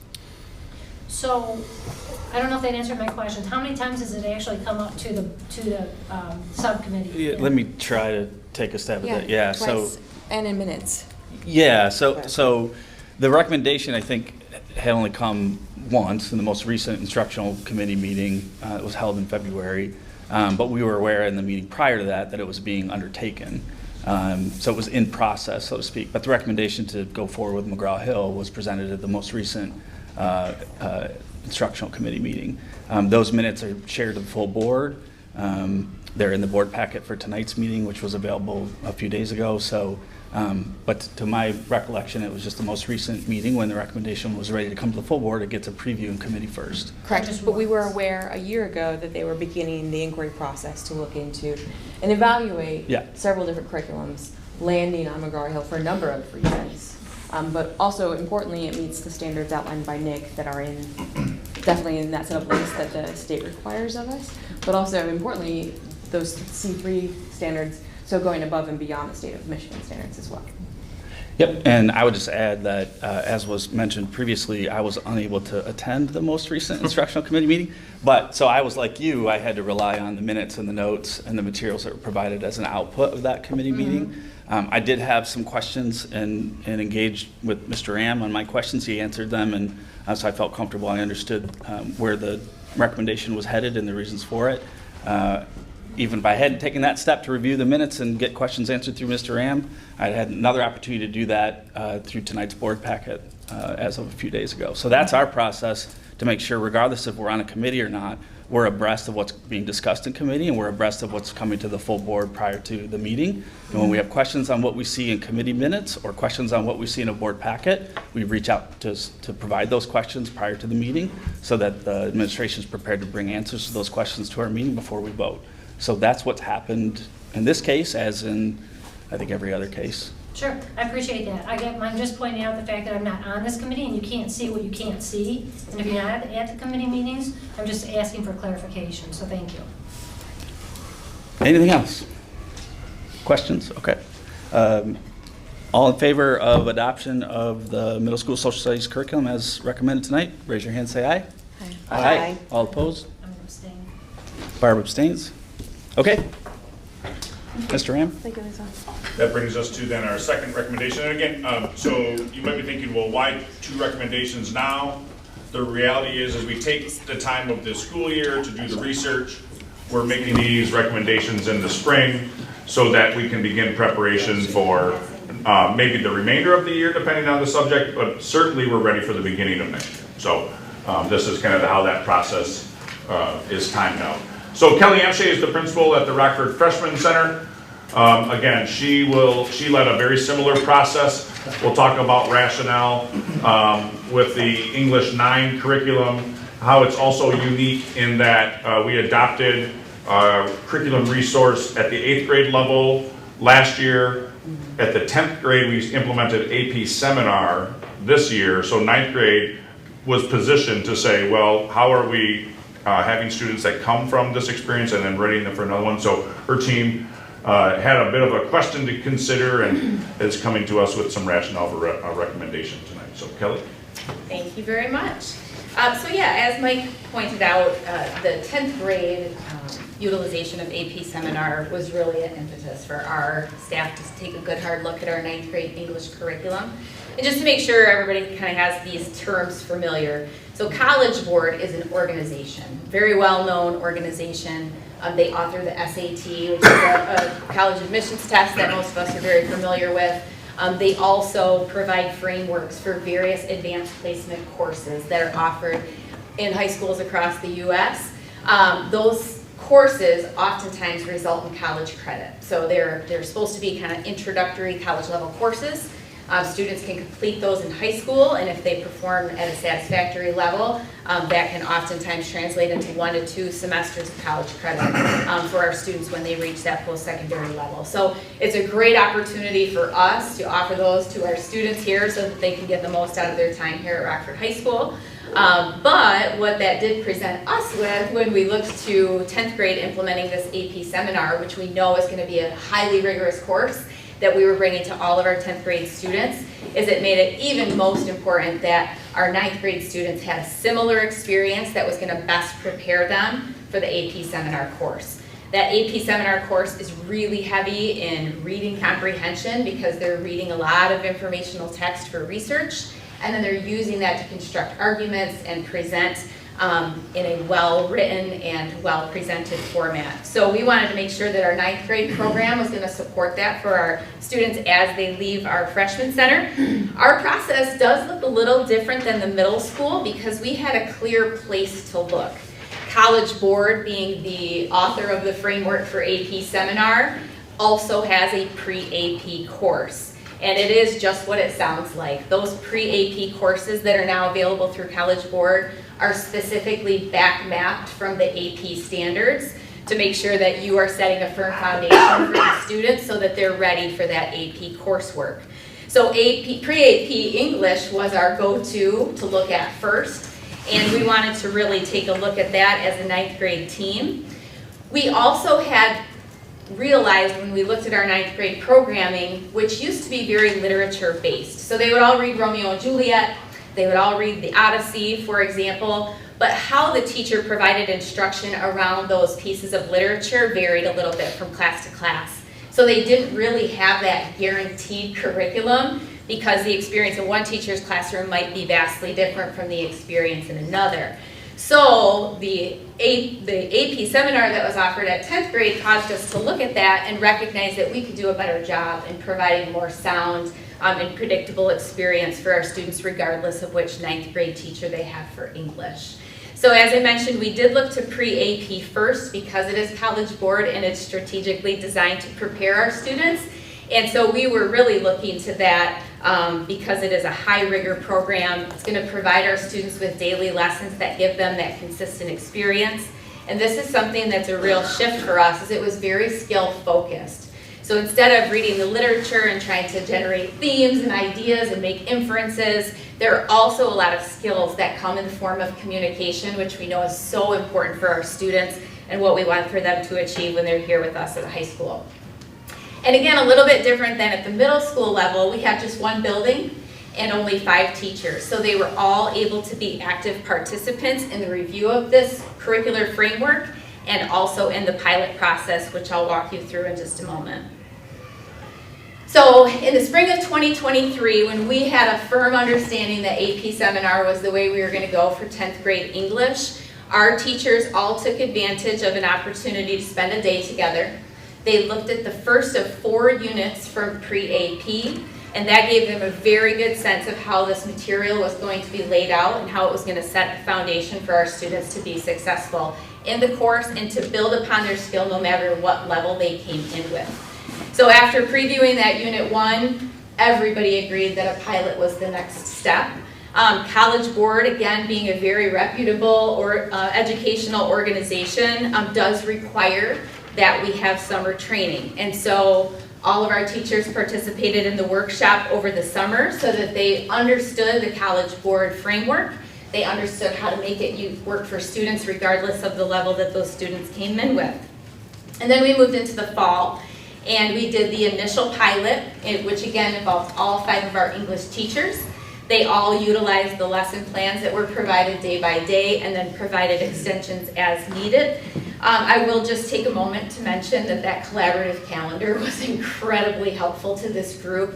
They were able to talk on a bi-weekly basis about what their students were doing, what they were seeing, how they would evaluate the program, and so we didn't have to wait months and months to have a meeting to talk about it, and that was really just tremendously helpful for our students and for our staff as well.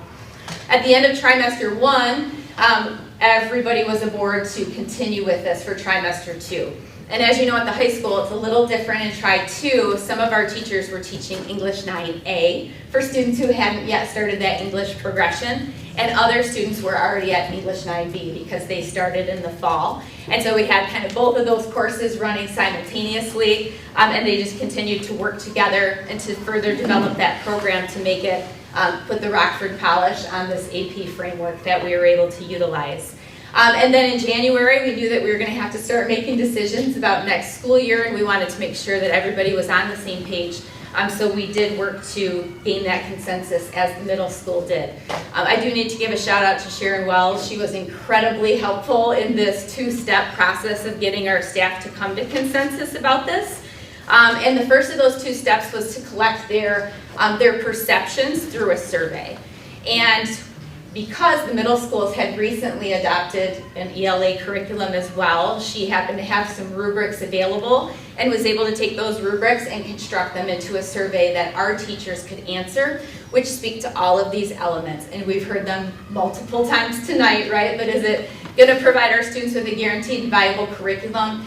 Can we assess their learning as we go so that we can make improvements? We can support students who need intervention. We can extend the learning for the students who are nailing it. Is it vertically aligned from the middle school all the way through the high school? Is it usable for our staff? Is it usable for our students? Is it developing those college and career skills that we're after? And then ultimately, what's the student experience? What are they doing? Are they engaged in their learning? Are they able to complete the work and be challenged? And then once we collected their perception data, we held a meeting and we had a conversation about that. And our teachers had opportunities to talk with one another, to add on each other's thinking, and then we were able to come to consensus. I was honestly stunned that everybody was like, yes, let's do it. So everybody was able to get support to this process, and they want to continue to utilize the pre-AP as the framework for English moving forward at the 9th grade level. Now that being said, it is a framework. So our teachers know that they have a little bit of work to do to make sure that this is the best possible learning material for our students, and they want to be able to add on to that framework and make it Rockford quality. They also want to make sure we have a detailed pacing guide for trimester A. They were able to complete that for B during this school year. So on day 13, we know that all of our teachers will be doing this lesson, using this assessment, and then having those conversations about how our students are doing and what they might need next. Make sure that we have a good sound system of formative and summative assessment, use their collaborative time to develop those interventions and extension as needed. And then the College Board has a pre-AP classroom, and we just didn't have enough professional learning time to really explore that and to see how useful it's going to be for our students and staff, but that's something we'd like to do as well.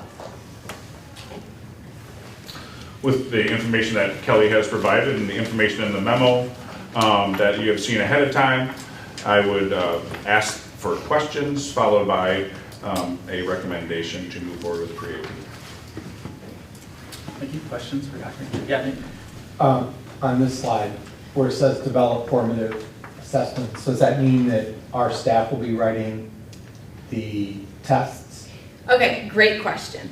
So what the pre-AP framework comes with are a lot of written assessments. Yeah. So they want it is students, English. It's heavy, and that's really great because that's one of the things that I think one of the skills that our students maybe are lacking a little bit when it comes to college and career readiness is that ability to communicate well in written form.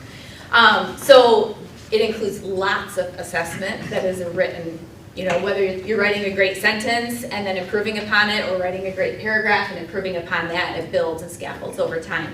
What it doesn't include are the more traditional quizzes and tests that I think our students are accustomed to. And so we're trying to strike that balance about what's best for the development of the skill, while also recognizing what our community is going to be looking for. And so they do plan to write some of those more traditional test style. I only ask because anecdotally, you know, Mr. Ram and Dr. Matthews and to the curriculum committee, some other districts in the state have gone to the AP seminar, and it may not have gone as well as I think their boards would have expected.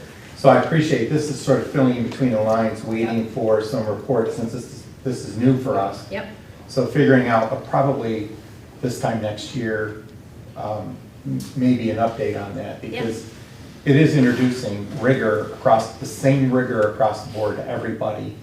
And I appreciate that we're doing this because this is telling me that some feedback is coming back. We could be doing a little bit better. What can we do in 9th grade? So I really appreciate that. I just asked for it. And it doesn't have to be a board item, but maybe curriculum committee next spring could dip their toes in this subject again and just give us some sense. And certainly, I'd like to speak kind of testimonially because my student has been part of the pilots this last year, and had Ms. Crocker. First of all, it's been an incredibly, delightfully challenging class, and it's pushed him and it's pushed his writing in really important ways. And I have watched over the course of the year his writing has increased, but also his editorial skill set, his ability to go back over his own writing and elevate it, remark on it, but also the inquisition pieces, so asking questions about the context of his writing. Is he addressing what they've written or what they've just read? They're still covering Shakespeare, they're still covering Hamlet and Romeo and Juliet, but they're doing it in a more challenging way, which I believe should set him up for better success next year, because I was a little nervous about 10th grade AP seminar because I saw his end of 8th grade writing. And so to see this year's 9th grade class really push the students in a healthy way has been really fantastic. I can kind of speak to that. I have a 10th grader who is in AP seminar, and so I really did appreciate that you guys are kind of setting the new incoming freshmen up for that kind of the level of rigor. Definitely seeing the difference in the writing from the beginning of the year to the middle of the year. Like, you're really watching how much more they're putting into these presentations and into these writing samples. So I think it's important to like help the freshman class kind of get to where they need to be. But it's good to have them, you know, reach for something higher and struggle a little bit. That's good. It's good for them to learn that way. So I appreciate that. I think it'll be great for us. Thanks, Kristen. You'll notice the price tag on this one is 0. This is a framework, but also, you know, because College Board, first of all, is you know, pretty generous when it comes to, you know, that's a highly regarded system. But because we offer AP seminar, they were allowed to offer pre-AP at a 0 cost. Well, they're generous. Isn't that who the state contracts with for the MSTOP? Fair enough. I mean, I think, They make their money on assessment, not curricular framework. We might take advantage of it, so I think you may, you know. But I think that's why I focus on formative, because as a parent, that's more important, seeing what the growth is over the course of a year or the next year, not the state standardized test. And you make a great point, and I think what this will allow us to do, Nick, is allow our formatives to be more aligned in certain ways so we can get this. So that's a very valid point. With that, we'd make a recommendation to approve. Okay, motion to approve. Motion, Christine. Support? Kelly. Any other questions or discussion? Okay, all in favor, raise your hand, say aye. Aye. Okay, thanks everybody. We are on to item 7, emergency elevator repair. So this is at East Rockford Middle School. We have an elevator that has some failing components, and so we need to have the board approve the cost of that repair, and Ms. Clements can kind of give you some details. Yes, thank you, Dr. Matthews. As stated, the elevator at East Rockford Middle School is requiring an emergency equipment replacement of the hydraulic power unit. In order to get this new hydraulic power unit in time for a spring break installation, which will allow service of that elevator to not be disrupted during the school day and then also meet safety requirements, we move forward with placing the order for that part through Kone, who we have used in the past. Kone is also part of a bidding consortium. Normally, we bring bids to the board for approval prior to ordering, but because of the urgent need of this part, we are instead bringing to you for approval a resolution to pay Kone Care for that part for an amount not to exceed $41,267 to be paid for out of the sinking fund. Okay, thanks, Allison. I have a motion to approve. I move. Support. This is a tie, so I need Jay to count in. I heard Nick support, sorry. Any other questions or discussion on this item? And it's a roll call, or is it roll? Yeah. Thanks. Yes. Yes. Jared? Yes. Kelly? Yes. Jake? Yes. Nick? Aye. And Barb? Yes. Okay, thanks, everybody. That's it for new business. We don't have any old business. We're into reports. We've talked about committee work already. I don't know. Oh, sorry. I have the previous version. Okay, Camille, you're up. Student report. Thanks.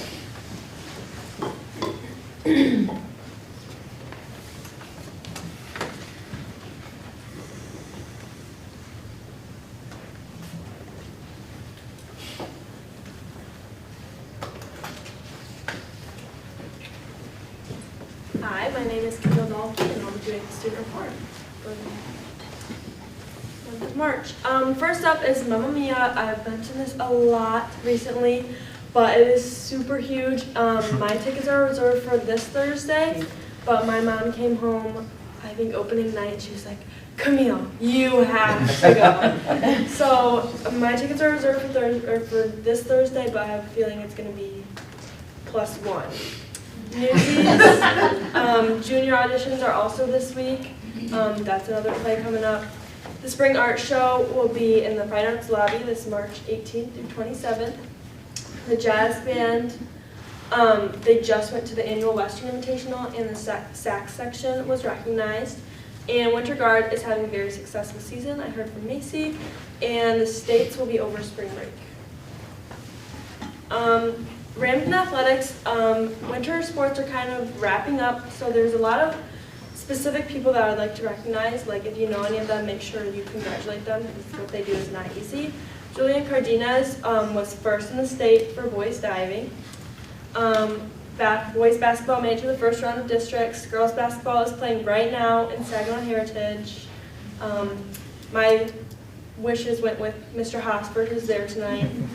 Anna Wypich did get the single game scoring record with 34 points. Gymnastics was first in the state, I believe, right? Yes. Yeah, Yes. okay. Haley Hill was first in all around. Leah Cook was first in vault, and Kate Tracy on the beam. Bowling, girls were 10th in the state this weekend. And wrestling, we had a lot of finalists. Lewis Boscher was 3rd, Logan Hamming was 8th, Haley Budrick was 4th, Liam Fitzpatrick was 4th, and Ryan Hearn was 1st in the state. Obviously all in different classes. But.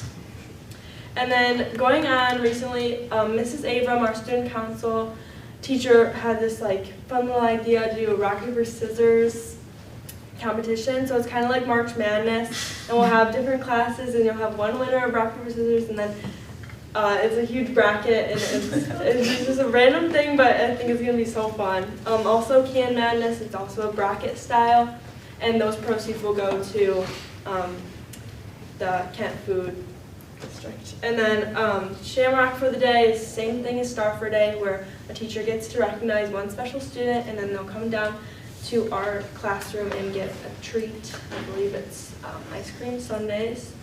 Tryouts for spring sports are this week. Luckily, there's one sport that does it in the morning, which is tennis, so that is super awesome to get up for. One reason I'm not at that. May 4th is prom, May 16th is senior sunset, which we just planned our food trucks and everything for. May 18th is our senior send-off, and then May 20th is graduation. That's what I'm looking forward to, if you were asking. And then 16 days till spring break. And not that I'm counting it. But, any questions? Questions for Camille? No. Okay. Thanks, Camille. Thanks, Camille. Now committee reports. I think we've covered our bases here, but anything that we didn't touch on for curriculum or HR, Tricia or Kelly, that you wanted to highlight? No, we did cover all the curriculum in February tonight. There was the elementary literacy curriculum review that was being piloted. So that was talked about during the curriculum meeting. That was in the minutes, so just wanted to. That's in process, yep. Yep. We'll hear more about that. Yes, we'll bring attempt to bring a recommendation here this spring. But yes, so we have DK through 5 elementary literacy process, and that's a similar process to this, just larger scale. And so feel great about where we're going so far. The feedback has been overwhelmingly positive.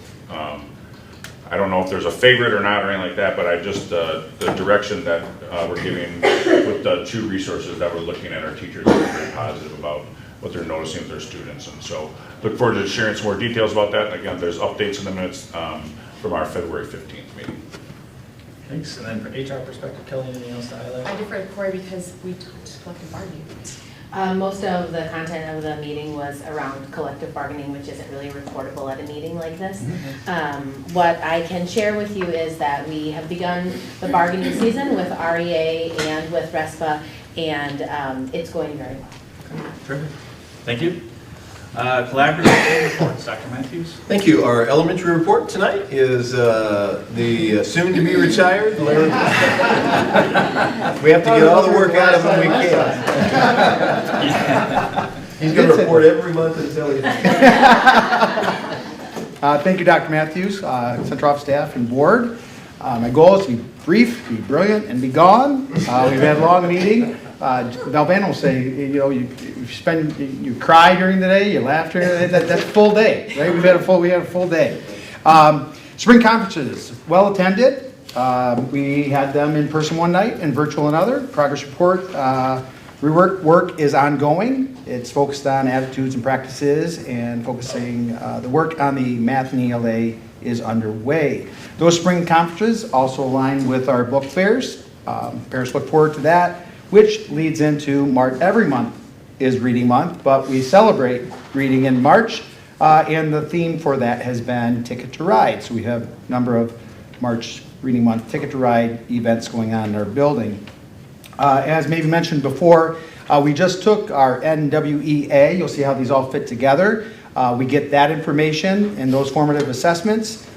Those were completed by the students. Students actually set goals for their growth, and we celebrated their work there. And then from that data, we've been able to meet in Tier 1 action planning meetings with the help of our instructional coaches at every grade level across the district, where they are in those meetings and they're working on what Tier 1 should look like. What should all the kids get as a result of that data? And that goes to that PLC process that Mike mentioned before and has been championing throughout the district. We in the buildings, as I mentioned before, we love that our buildings have very dedicated and passionate parents, but when you redraw lines, they're emotionally attached to the buildings. So we have been supporting the students and families with that process, and we look forward to the challenges that we have in determining how many sections in buildings and how we get that covered with the staff that we have. We're looking forward to that challenge as we go. Canonsburg, is, as you mentioned with the furniture pilot, is the next one up. The next elementary school to receive their classroom furniture, and Matt's in the back telling me how excited the students and staff are there about getting their furniture. Parkside and Lakes are after them. As mentioned, the elementary language arts pilots are continuing.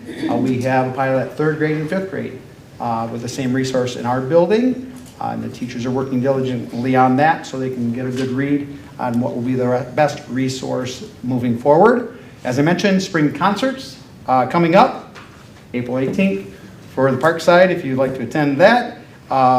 As we have gone the last several years of having holiday concerts just for the use of the building at the high school.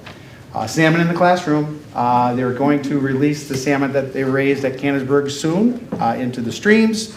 And you may see our students about as in spring in Michigan, we have trips from our building to BizTown, JA's BizTown. We'll be sending students out to Greenfield Village, Lansing, walking downtown trips to downtown Rockford, the Public Museum, and the Planetarium, to name a few.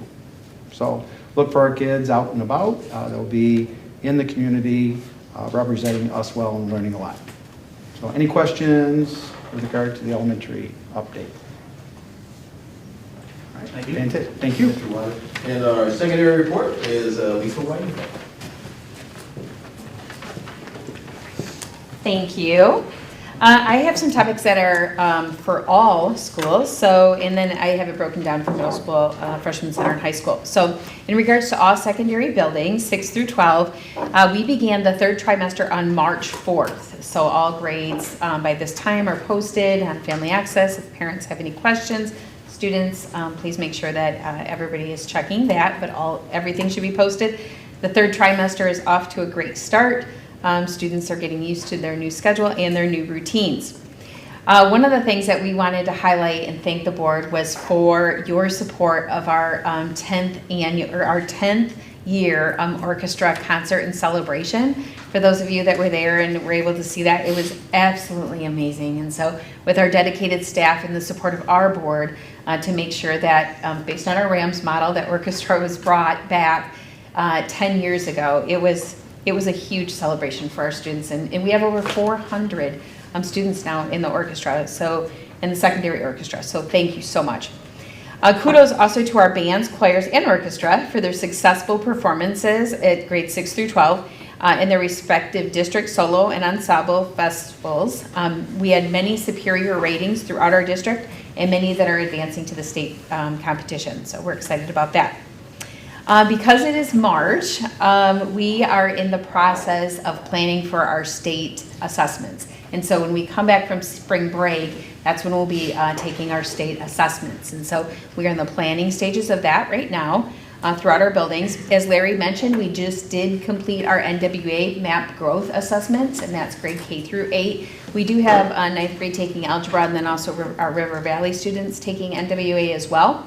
So those results should have been sent home or will soon be sent home with students for parents to see the parent report. So please look for those. In regards to the middle school specifically, we have been looking at those NWA reports and using those reports to be able to determine our Tier 1 action planning meetings as well, just like the elementary. This year it's a little bit different because in the past we've used those meetings for reading and to really dig in deep with our reading, but this year we're also using them for math. And so we do have the data for both reading and math, and so we're taking that to a deeper level. One of the things that we saw for the middle schools is that we are having great success and growth with both math and reading, and we're excited, and our staff is excited about that.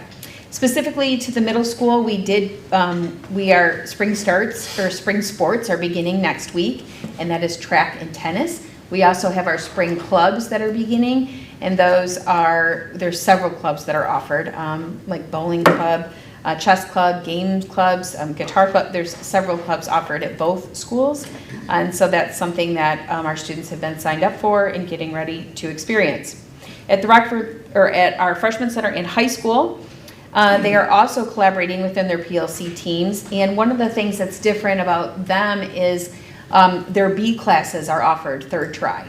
And so they haven't been able, if they haven't had a B class yet, they're able to collaborate with their colleagues and really work together through that PLC process to focus specifically on their Class B section curriculum.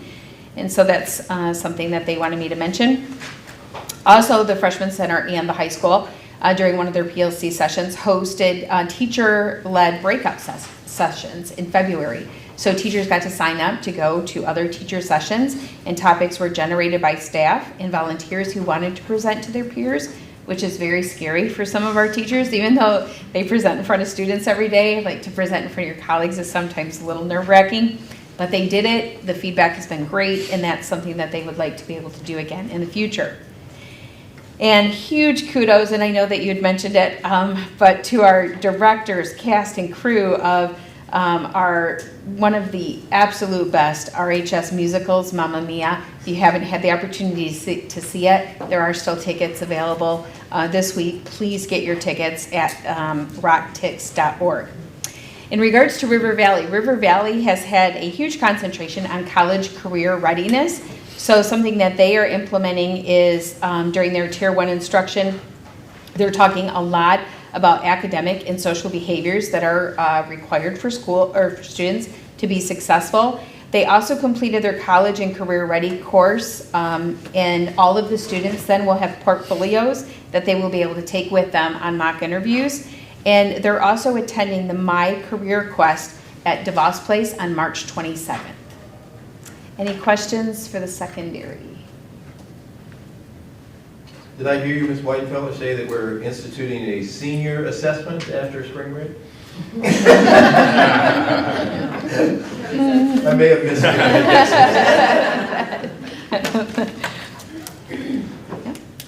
Thank you.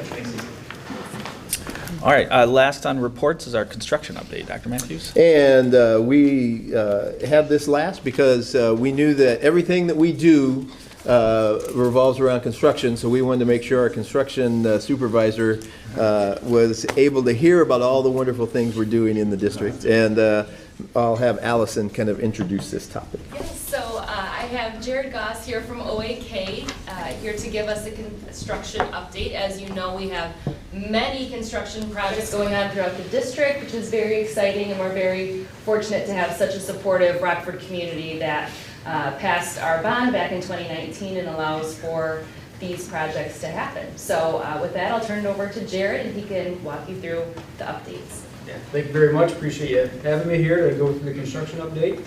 We'll go through the slides here. Right now, we're currently, we recently completed the baseball, softball, turf project. Just kind of putting the finishing touches on that right now, getting ready for spring season.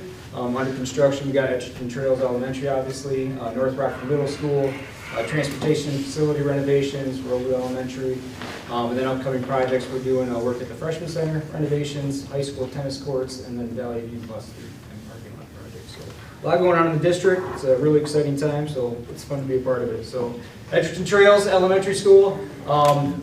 Looking into this space, we got the reception area there, the main office. We're going along with that ecosystem theme. You got the wallpaper, tree kind of decals on the wall there, and then the middle picture there is the Learning Commons, probably my favorite space in the building. A lot of natural light in there, and a lot of cool features out there, and it really opens up to the outdoor learning area in the back there, and you can see all the property back there, and it's a beautiful setting. And then, of course, the RAM logo there as you walk into the main entrance, that feature piece, is just, that statement piece as you walk into the main entrance of the building. Fun fact, 30,000 gallons of paint went into this building, so it's a big building, lots of paint goes into it, so it's a beast. So this is looking at one of those, the picture on the left there is looking at one of those breakout collaboration spaces that is in each wing of the school. They call it the Fishbowl. Provides a place for collaboration and breakout space, cool glass feature there. On the right is the tree wall feature, going along with this particular, this is the first kindergarten and first grade level wing, which has the tree feature, the woodlands group area. The other wings that we don't have pictures of would be the dunes, the lakes, and the ponds group. So, going on to this, other pictures here, we got the gym. There, typical gym, should be similar size, well that'll be the size of your Crestwood gym that got recently completed here, and then as well as Rosewood Edition we'll talk about here coming up. The cafeteria there, and then one of the elementary classrooms there. There's 30 classrooms in the school, so it's a big school, got a lot of classrooms, includes a special ed classroom and a dedicated sensory room. The middle picture of the cafeteria, and the school has a full kitchen, capable of serving 270 students. Transportation facility. The transportation facility, the one on the left there, is kind of just the main entry there. The building's about 16,000 square feet. It's going to house both transportation staff and third-party testing staff. Same as the previous building there. So a lot going on there too. Big building. The picture on the left is that's the hydrochem wash base, the bus wash bay, which is a hydrochem wash system. So automated system where the buses can go through and the sprayers come out and wash the buses as the bus drives through that space. All radiant flooring throughout the wash bay and the mechanic space. That's all the tubing you see in that middle picture there. Provide a nice, clean, dry surface for everybody to work on those in the mechanic bay. And then the large picture, or the large space in the right, or the right there is the mechanic space. There's gonna be 2 pit lifts, 2 ground lifts, capable of serving 4 buses at a time, so very, very big space there. Jared, can I ask a Yes, sir. question? Does that include like, I think the board approved something probably 3 years ago, the snow rush to knock the snow off the top of buses? No, not that I know of. We're not doing that? No, Okay. not that It's just a question, because I I'm not aware swear of we snow talked brush, about it. so. Okay. I didn't know if they would drive through and it would, So I'm not aware of a snow burst being part of the Okay. system. So I do know that the wash system is capable of spraying quite a bit off those buses coming through. I mean, it's a powerful wash system. okay. I was just curious. North Rockford Middle School here, going on to the next one. You got the inside of the orchestra room addition there. About 2,500 square foot space, similar to the East Rockford Middle School orchestra room addition. Acoustical ceilings will go in that space, acoustical curtains, providing the acoustical that you need for the orchestra room. That's the corridor that leads kind of down to the side of the orchestra room back to the existing part of the school, and the exterior of the orchestra room there. So, going on to the classroom wing, there's 12 new classrooms on the 6th grade classroom wing, or the new addition. It's got a partition wall down the center of those classrooms, providing flexibility to open those spaces up to bigger spaces. Both the classroom wing and the orchestra wing were kind of on track to kind of get those completed going into the summer, and then this summer we kind of move into the interior of the space and do some interior classroom renovations throughout the summer. So we're setting up pretty nicely there for North Rockford School. Rowood Elementary, gym addition on there. It's about a 4,100 square foot gym. That's going on there, similar to Crestwood, the new elementary school size gym, bringing the gyms, providing the gym space there, and then the gym that's currently being used there will become the new cafeteria space. Along with this renovation of this gym is upgrades to the existing kitchen and serving area to support that cafeteria space there at Rowood. So, also another thing about this job is we have Parkside air handler replacement tied to this one that we do in the summer as well. So, 34-foot tall roof there. It's got peak design. It's kind of unique to other buildings. They have the flat roof design. This is a peak roof because the existing school has a lot of peak roof features that to match that. So, like we mentioned before, this is our recently completed project. That's softball and baseball turf field project. Awesome new turf. It's a beautiful facility. I'm sure everybody's gotten out to see it. If you haven't gone out to see it, go out to see it. It's really cool, neat turf. And I think I've said it before, but that turf is, that's the same turf you get on MLB fields, and it's got that coconut husk fibers in the field that create, it plays like more of a real field, as opposed to other turf fields that play fast. So I've heard that people have been out there already using it, and they can attest to that it plays more similar to the real field. No doubt we will hear about it. Yep, oh yeah, I'm sure. And then coming up, we're breaking ground actually over spring break. We're going to utilize that time when everybody's gone on vacation. We're going to mobilize to the site for the tennis court project behind the high school. Set up our site constraints and really break ground and go after these tennis courts. So we're adding 12 new tennis courts behind the weight room there at the high school. Breaks out spring break, and looking forward to that project as well. So. And all the projects that I mentioned wrap up this summer, believe it or not, except for North Rockford Middle School, which will, a big portion of that wraps up, but we'll be moving into the interior of the space this summer as well there. So a lot going on. It's going to be an exciting summer, so it'll be fun. What's the timeline on the North Rockford and portable removal? So the North Rockford portable removal ties in with the turnover of the additions. So we're hoping to get those out of there this summer. Hoping. Yeah. We just got to make sure everything works and we got the right, the appropriate space. I don't want to commit to it, but the plan is to get rid of them this summer. The interior work there is supposed to be done by the end of the summer as well. So yes, yep. So there's a portion of it, yes. So okay. We are gonna be. So we do work through 25 there. Okay. So we will have some areas that we'll cordon off. Yeah. And work on. But a majority that I think we're breaking off 10 to 12 classrooms this summer that we're trying to get done, and we are trying to turn over this. Got it. Yep. You got it. Any questions? Other questions? Awesome. Thanks a lot. Appreciate it. Thank you, Jared. Take care. Yep. Okay, we are moving on then to visitors. So want to take a moment to outline guidelines for public comment.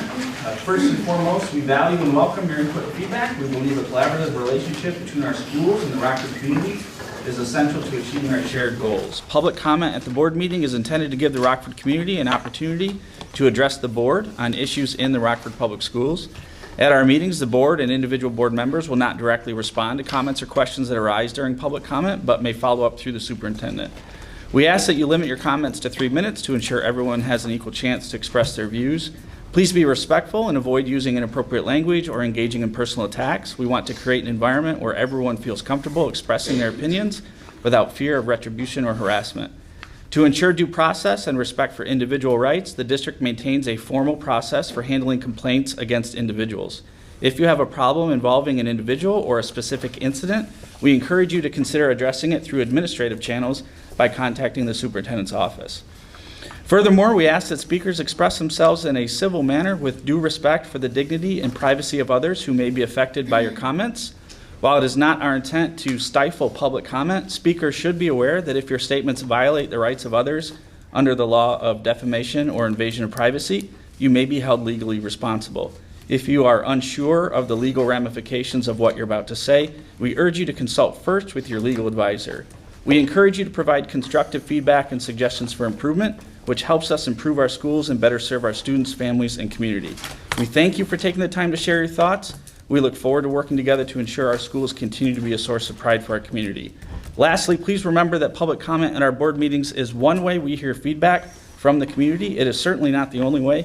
Those who prefer other means to communicate often do so via email, through the district website, or by calling the superintendent's office.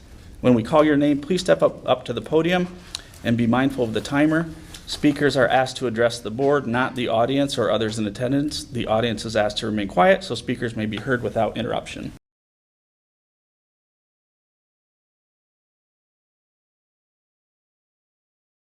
Thank you for that. We have our timer ready to go. Up first is Brenda Wodarski.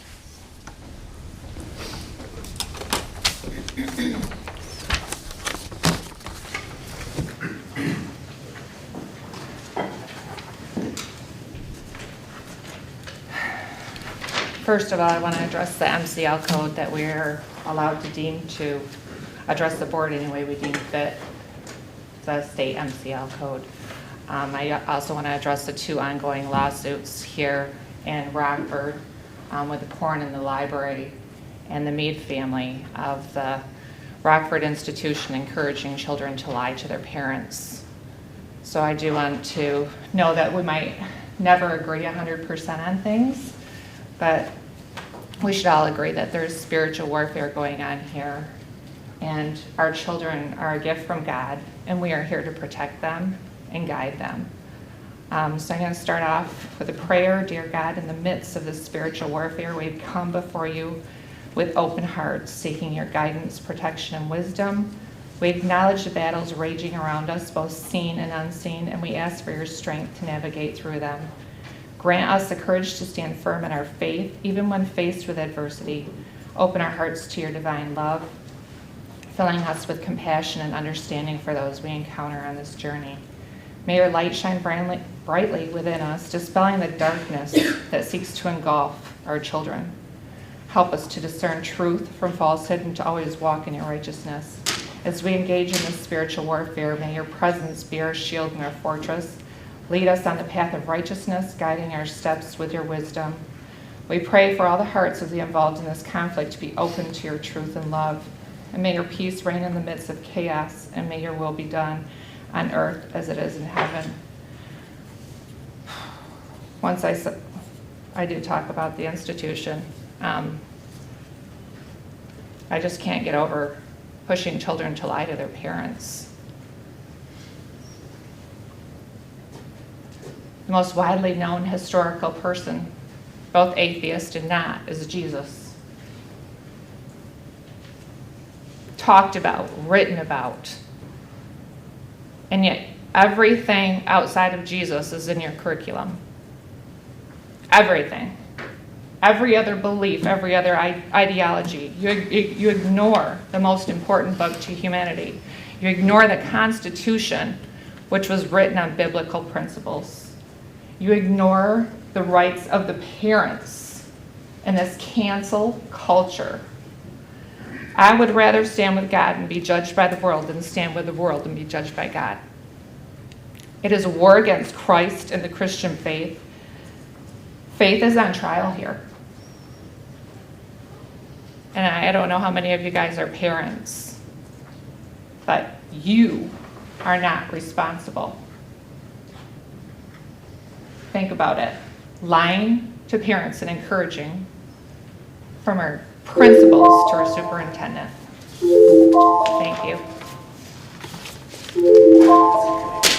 Up next is Chris Crandall.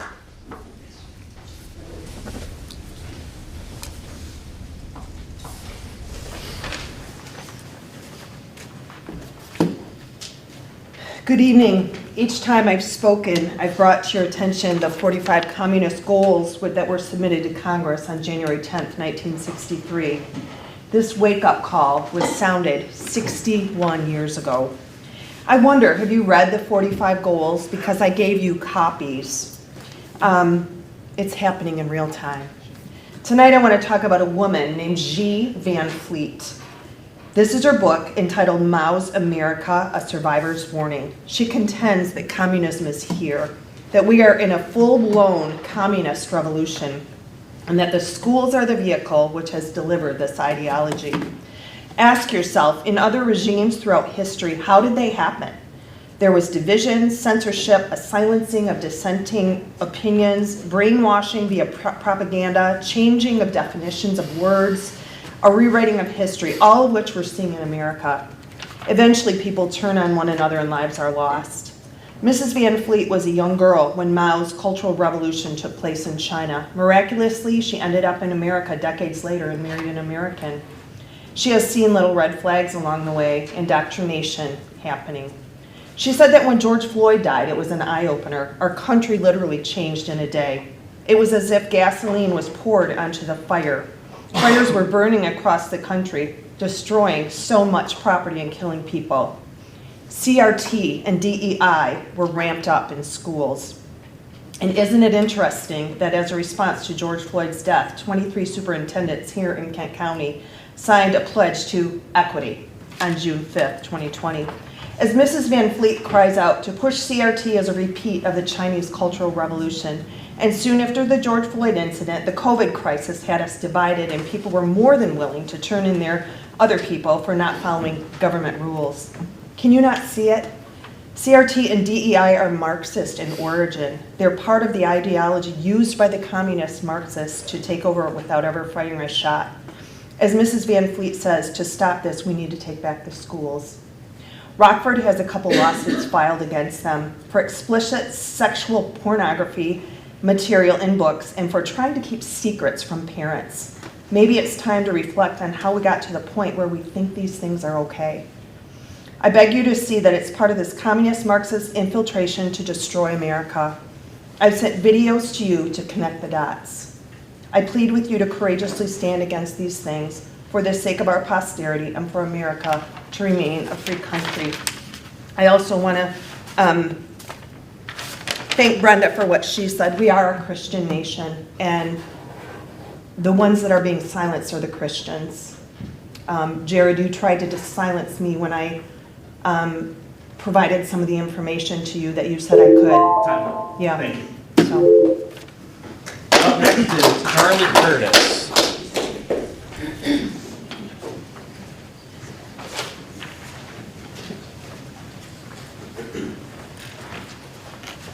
So I don't feel like the board or the administration has dealt properly with the issue of sexually explicit materials in the libraries.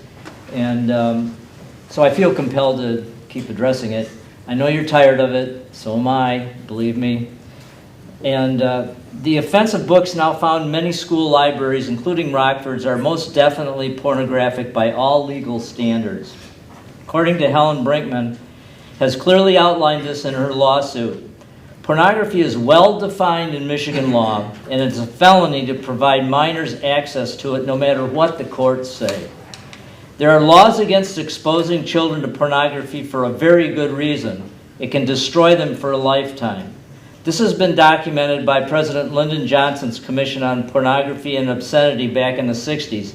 They found that sexual indoctrination programs like we're faced with in schools targeting children cause irreparable harm, lasting a lifetime, damaging future families, marriages, relationships, and lives, leading to addiction, mental illness, and even suicide. That has not changed, and most normal people intuitively understand this. I know adults whose lives have been destroyed by pornography. Why would you think it's acceptable for vulnerable children to be exposed to it? Are you really willing to assume these risks by defending these books? Schools like Rockford have become the chosen vectors to implement this sexual socialization and normalization. When will you realize that you are being used to usher in a UN-guided Marxist master plan, as Chris mentioned, to destroy the nuclear family in order to fortify state control and tyranny? It is your responsibility to know what the truth is. A morally compromised child is easy prey to be used and abused. Pedophiles are celebrating this, that they are now considered to be minor attracted adults with legitimate impulses. Dr. William Reich, an influential Marxist communist associate of Sigmund Freud, saw the sexual revolution not as an end in itself, but a means to obliterate the family, deconstruct religious values, and to divest parents of their moral authority. All necessary steps to usher in a socialist revolution, which we are now sadly experiencing. This indoctrination and resulting harm is the legacy you will leave by not sanitizing RPS libraries and curriculums to protect students from the woke lies and destructive forces lurking in them. And yes, in spite of your assertion otherwise in your letter to censure Mrs. Crandell, it's obvious that most people here that there is indeed all sorts of indoctrination going on to the detriment of real education.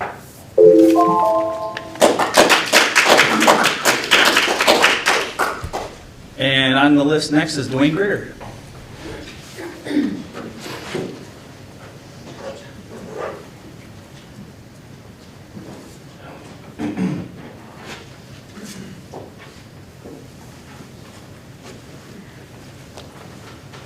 I came tonight without much to say.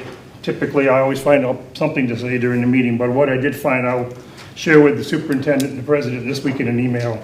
What I would like the board to consider tonight is it appears that Rockford is getting themselves into a little bit of hot water, and I just heard about 2 different lawsuits that are being brought against us because of explicit materials, or parents are being told you don't matter anymore, the teachers have the say, and they're telling children not to tell the parents what's going on in the school.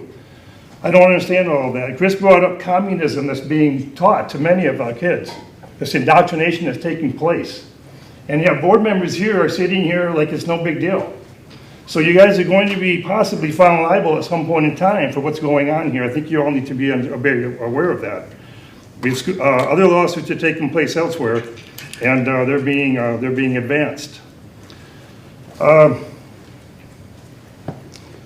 of the things I will share is a suggestion, nothing to do with what I've just discussed, and I don't want to take away from what they said, but I think the committee structure here is very diminished in that a lot of board members here don't really know what is going on in the other committees. So I've had opportunity to meet with many other school boards and school board members across the KISD, and what I learned is they do not operate by committee. Many of them operate a committee of the whole. And I think you guys ought to consider that concept. I think you know what it is, and I would advise you to maybe take that into consideration. Thank you. Thank you, and then we're on to the next item, superintendent remarks. Dr. Matthews. Thank you, Mr. Foltz. Reference was made about a lawsuit that was filed against the district. The lawsuit was filed late last year, and the district's position is that we won't discuss this lawsuit publicly for 2 reasons. First and foremost, the student and their family have a federally protected right to privacy, and we will support that right to privacy. And second, I do not believe that litigating a lawsuit in the media or the public is to anyone's advantage. The second lawsuit that was referenced this evening was a suggestion that we have porn in our libraries. I just want to state that we do not have porn in our libraries, and that lawsuit about books in our media centers was dismissed this fall in court. I also would like to reinforce that, as was mentioned this evening by Mr. Waters, that March is Reading Month. And I'd like to thank our elementary media paraprofessionals and the secondary media specialists for all the work that they do to encourage and support reading. I see their efforts every day as I visit our schools, from book talks to book recommendations to listening to students and helping them find just the right book.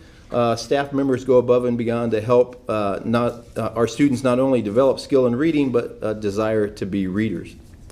It was also referenced this evening that we do not have conversations about Christianity in our schools, and that is not correct. I was in a middle school classroom this year that was having a conversation about the origins of Christianity as part of the social studies curriculum. And also, finally, would like to reinforce the wonderful work that our Fine Arts Department does here in Rockford. We have 26 of our students this winter earned spots in our all-state honors vocal and instrumental groups. These groups are not easy to become a part of and often require auditions. And the following students have earned the following recognition. Middle School All-State Orchestra, Zoe Clark. Middle School All-State Band, Christian Aberton, Nate Gillane, Jade Gillis. The 6th, 7th, and 8th grade honors choir, Adriana Avilian, Kaya Liggins. The middle school TTB state honors choir, which is the tenor bass honors choir, Sadie Averill, Cecilia Bella, Daniela Scott, Sienna Van Stensel, and Lily Ripma. The middle school tenor bass state honors choir, Quentin Lafferty, Alex Steltzer, Sean Harrison. Middle school all-state orchestra, Rylan Schulke. All-state jazz choir, Owen Scott, Julian Scott, Jonathan LaVidier, Octavian Holland, and Eve Quigley. High school all-state jazz band, Jack Stargart. The high school all-state band, Cade Wolfgang, Isaac Wright, Micah Phillips, and Levi Hernandez. And the all-state musical theater honors ensemble, Abbey House. And then finally, we have an incredibly rich and diverse community here in Rockford. And the people that represent that diversity come into our doors every single day. Not everyone believes the same things. Not everyone sees the world in the same way. But when students come to our classrooms, what we can do is treat each student with respect and honor who they are and the rich heritage that each one brings. And that's my report this evening. Thank you, Dr. Matthews. One quick item for the board. We have an MASB training session coming up. And so Deb Stair from MASB is going to send us an email tomorrow. So please look for that. It'll have the board's self-evaluation in email. And she would like you to complete and return that to her by this Friday, end of day. So this week, please take the time to go through that self-eval. That'll set us up for a good discussion in our upcoming training session. When is the training session? Next week, Tuesday evening. Yep. With that, we're adjourned. Thanks.